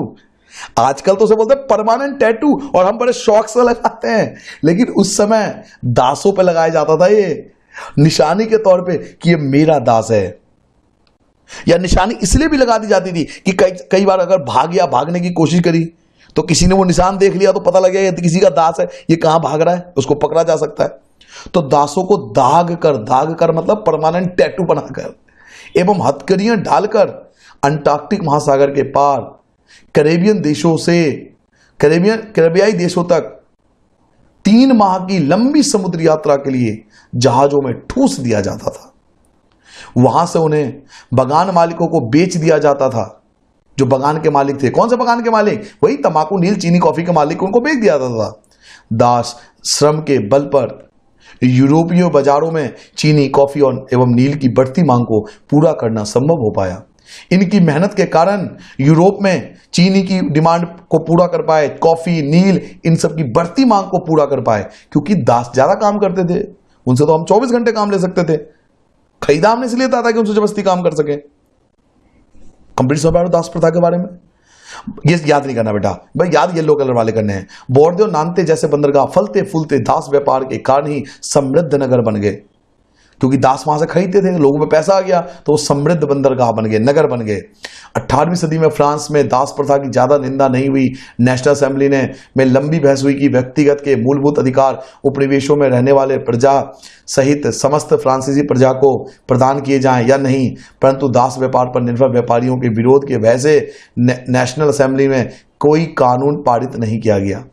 अब नेशनल असेंबली जानता था कि भाई अच्छा नहीं, ये चीज सही नहीं है, किसी के जीवन के साथ हम ऐसा कर रहे हैं, गलत है ना। लेकिन आवाज कौन उठाए? क्यों? क्योंकि नेशनल असेंबली अगर आवाज उठाएगी तो व्यापारियों का नुकसान होगा।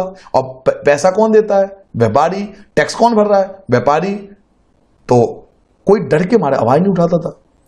लेकिन अंततः सन 1794 के कन्वेंशन ने फ्रांसीसी उपनिवेशों से सभी दासों की मुक्ति का कानून बना दिया, सभी दासों को मुक्त करने का कानून बना दिया। लेकिन 10 साल बाद जब नेपोलियन वापस आया, अभी बताया था नेपोलियन, याद करो, जब नेपोलियन वापस आया तो उसने फिर से दास प्रथा शुरू कर दी थी। कोई बात नहीं भाई, दास रखो, क्या दिक्कत है, कैसे भी सरकार को टैक्स आना चाहिए, हमें क्या मतलब किसी के जीवन से, हमें तो टैक्स चाहिए। तो 10 बाद जब नेपोलियन आया तो उसने दास प्रथा फिर शुरू कर दी। लेकिन आखिरकार अंत में फ्रांसीसी उपनिवेशों से अंतिम रूप से दास प्रथा का उन्मूलन 1848 में कर दिया गया। सभी दासों को उनके घर छोड़ दिया गया कि जाओ भाई, आजाद हो गए, मस्त रहो, बढ़िया रहो, खुश रहो, जाओ घर जाओ अपने।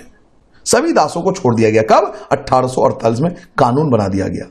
एक बार पढ़ लें इनके जीवन के बारे में, बेचारों के जीवन के बारे में पढ़ लेते हैं। छोटा सा ही पॉइंट है, मेन चीज बताऊंगा आप। दास प्रथा, पहला पॉइंट आप क्या लिखोगे? ये फर्स्ट पॉइंट लिखोगे, हेडिंग क्या डालोगे? दास प्रथा।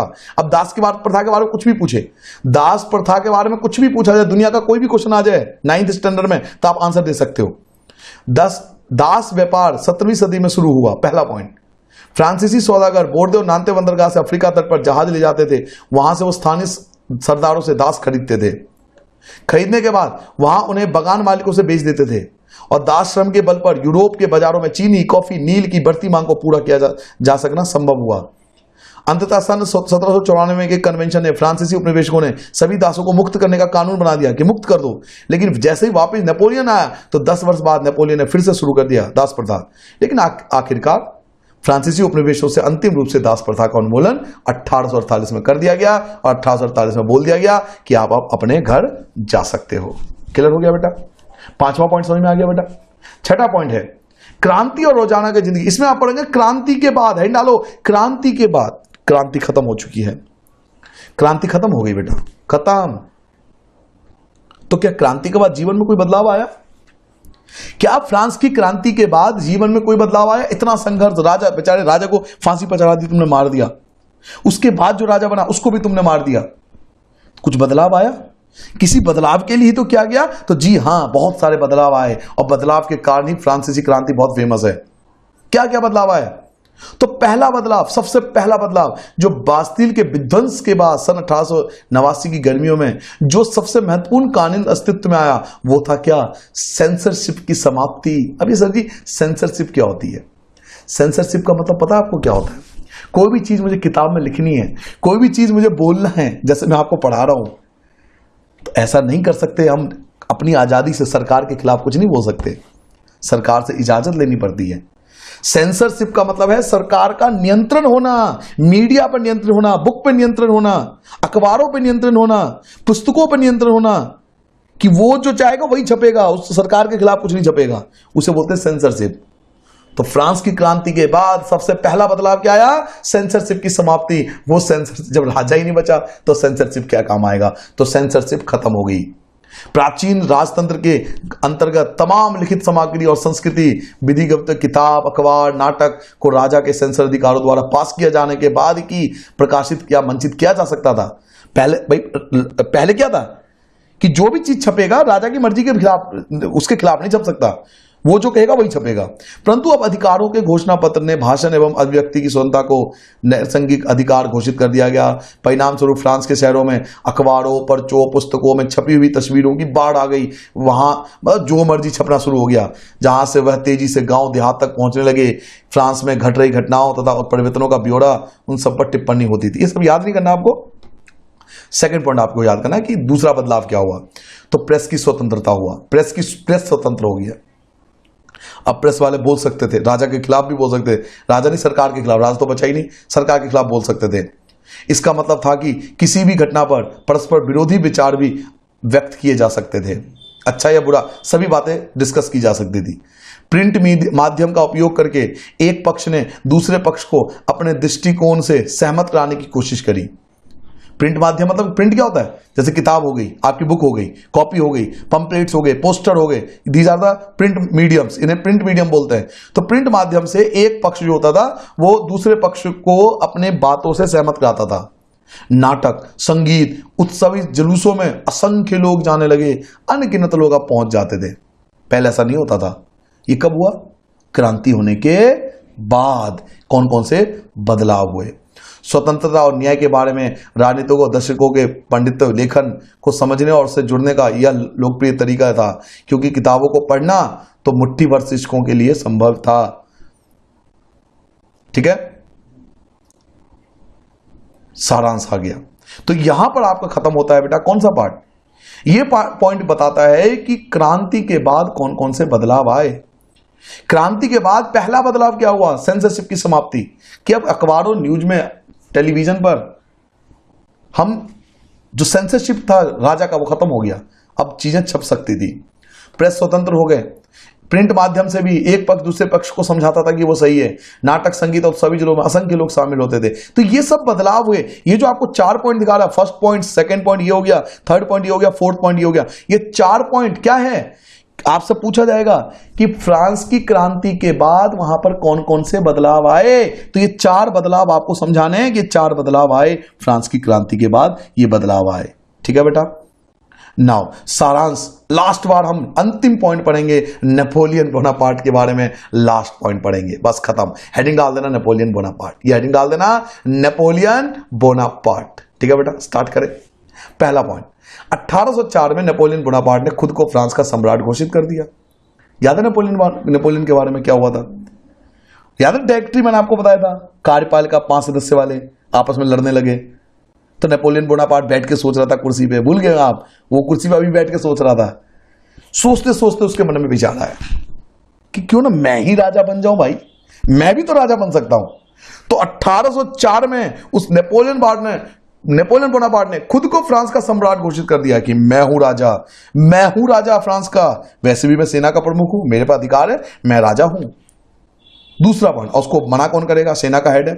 उसने पड़ोस के यूरोपीय देशों की विजय यात्रा शुरू करी। शुरू में, अच्छा बताऊं मैं, शुरू में लोग इसको मसीहा मानते थे, बड़ा अच्छा मानते थे लोग, क्योंकि उसने पड़ोसी के देशों पर हमला करा और उनको हरा भी दिया। तो यार सीधी सी बात है ना, जो हमारे देश के लिए अच्छा करेगा, दूसरे देश को हराएगा, वो तो हमारा हीरो है ना। तो उसने शुरू में पड़ोस के यूरोपीय देशों पर विजय यात्रा शुरू करी। 2 पॉइंट हो गए। तीसरा, नेपोलियन खुद को यूरोप के आधुनिकीकरण का मसीहा जब अग्रदूत समझता था, वो मानता था कि वो मसीहा है, यूरोप के आधुनिकीकरण का मसीहा है, वो चीजों को बदल देगा।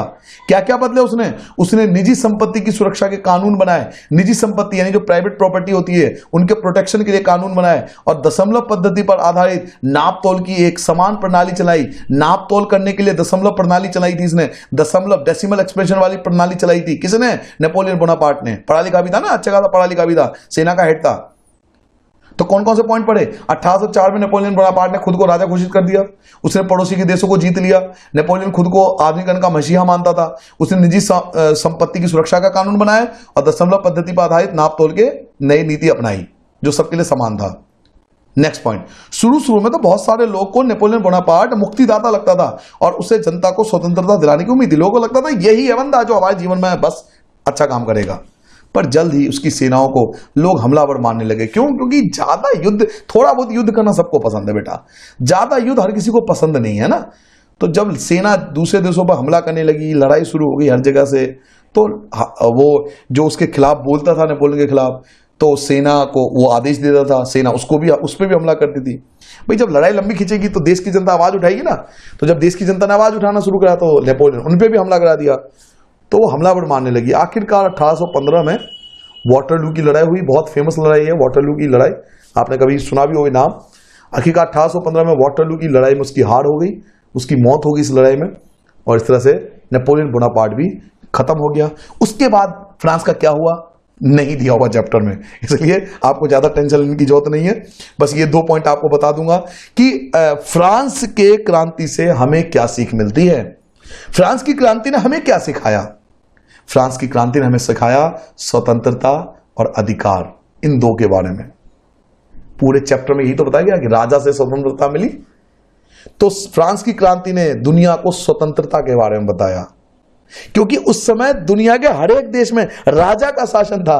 पहली बार बाकी देशों को पता लगा, लोगों को पता लगा कि हमें राजा से स्वतंत्र होना है, तो स्वतंत्रता मिला।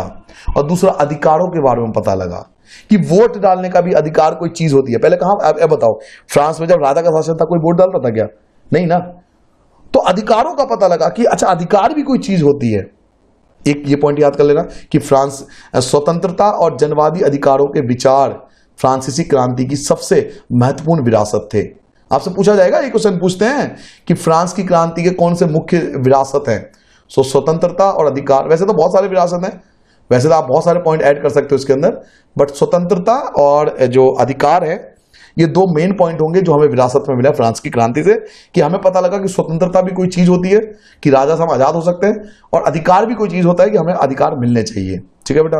और अंतिम पॉइंट, एक क्वेश्चन मैंने प्राइवेट स्कूल के एग्जाम में देखा था, तो मैं चाहता हूं आपके साथ शेयर कर लूं कि भारत के 2 ऐसे व्यक्ति का नाम बताओ जिन्होंने फ्रांस की क्रांति से बहुत ज्यादा प्रेरणा ली थी। तो एक तो टीपू सुल्तान का नाम लिख देना, टीपू सुल्तान और राजा राम मोहन राय, ये 2 नाम लिख देना बेटा, टीपू सुल्तान और राजा राम मोहन राय। ये 2 ऐसे क्रांतिकारी, आपने नाम सुना होगा, दोनों हमारे भारत के बहुत फेमस व्यक्ति थे ये दोनों, टीपू सुल्तान, राजा राम मोहन राय। बहुत सारे समाज में इन्होंने बदलाव किया, ऐसा जो हमारे इतिहासकार है ऐसा मानते हैं कि इन्होंने काफी हमारे समाज में बदलाव किया। तो राजा राम मोहन राय और टीपू सुल्तान जो थे वो फ्रांस में उपजे विचारों से प्रेरणा लेने वाले 2 ठोस उदाहरण हैं। इन दोनों व्यक्तियों ने फ्रांस से काफी कुछ प्रेरणा ली, उनके विचारों से सहमत हुए थे। ठीक, क्लियर हो गया बेटा? तो ये था कंप्लीट आपका चैप्टर। आई होप आपको सारे पॉइंट क्लियर हो गए होंगे। आप इन 6 के 6 क्वेश्चन का आंसर दे सकते हो इजीली। आप कोई भी क्वेश्चन पढ़ो, इनका आंसर आप दे सकते हो कि फ्रांस की क्रांति की शुरुआत कैसे हुई, आपको याद है मैंने पूरा बताया था, नेपोलियन का उदय कैसे समझा सकता है, सारी बातें आप लिख सकते हो। ठीक है, क्लियर, आप आराम से पढ़ोगे, सारे क्वेश्चन का आप आंसर इजीली मिल जाएगा। तो बेटा आई होप आपको पूरा चैप्टर क्लियरली अच्छे से समझ में आ गया होगा। ये था बेटा फ्रांस की क्रांति, क्रांति कैसे हुई, क्यों हुई, कैसे शुरुआत हुई, ये कंप्लीट आप चैप्टर अच्छे से कर लेना। इसमें मैंने आपको मोस्ट इंपोर्टेंट टॉपिक बता दिया कि ये तो आतंक राज के बारे में बहुत ज्यादा आता है एग्जाम में। वैसे तो देखो आता कुछ भी सकता है, कोई फिक्स नहीं है, स्कूल अलग अलग होते हैं, टीचरों के विचार अलग अलग होते हैं, आपके स्कूल के टीचर का विचार क्या है वो मुझे तो नहीं पता, तो एग्जाम में कुछ भी आ सकता है, इसमें कोई वो नहीं है, जो आ सकता है वो इसमें से आएगा, क्योंकि मैंने आपको पूरा चैप्टर ही पढ़ा दिया, इससे बाहर तो आ नहीं सकता। तो एग्जाम में जो मोस्ट इंपोर्टेंट है वो मैं बताता हूँ, आतंक राज बहुत ज्यादा आता है एज पर माई व्यू, कि आतंक राज ये बहुत ज्यादा एग्जाम में आता है। और दूसरा, फ्रांस की क्रांति के कारण क्या थे, फ्रांस की क्रांति के कारण क्या थे। ये 2 पॉइंट बहुत ज्यादा इंपॉर्टेंट है। बाकी आप पूरा चैप्टर अच्छे से पढ़ना। वीडियो को पसंद आए तो लाइक जरूर करना, ठीक है। शेयर करना अपने दोस्तों के साथ जो 9th में है, ठीक है। मैं ये नहीं कहूंगा कि मैं बहुत अच्छा पढ़ाता हूं, मुझे नहीं पता मैं कैसा पढ़ाता हूं, ये आप लोग डिसाइड करोगे। बस ये है, आपकी मदद करना चाहता हूं तहे दिल से, ताकि हिस्ट्री जैसा सब्जेक्ट जो हमें बोरिंग लगता है ना, वो मैं चाहता हूं आप इंटरेस्टिंग तरीके से समझो। बस इसी तरीके से मैंने वीडियो बनाने की कोशिश की है। बड़े सिंपल तरीके से, इसमें मैंने कुछ ज़्यादा इस्तेमाल नहीं किया, सिंपल आपकी बुक यूज़ करा मैंने आपको समझाने के लिए। अगर अच्छा लगे तो मुझे कमेंट करके जरूर बताना, ठीक है बेटा। नमस्ते, बाय बाय, अपना ध्यान रखो, अच्छे से पढ़ो और बढ़िया से पढ़ के बिल्कुल बढ़िया नंबर लाना, ठीक है बच्चा। चलो बेटा, बाय, सबको नमस्ते बेटा।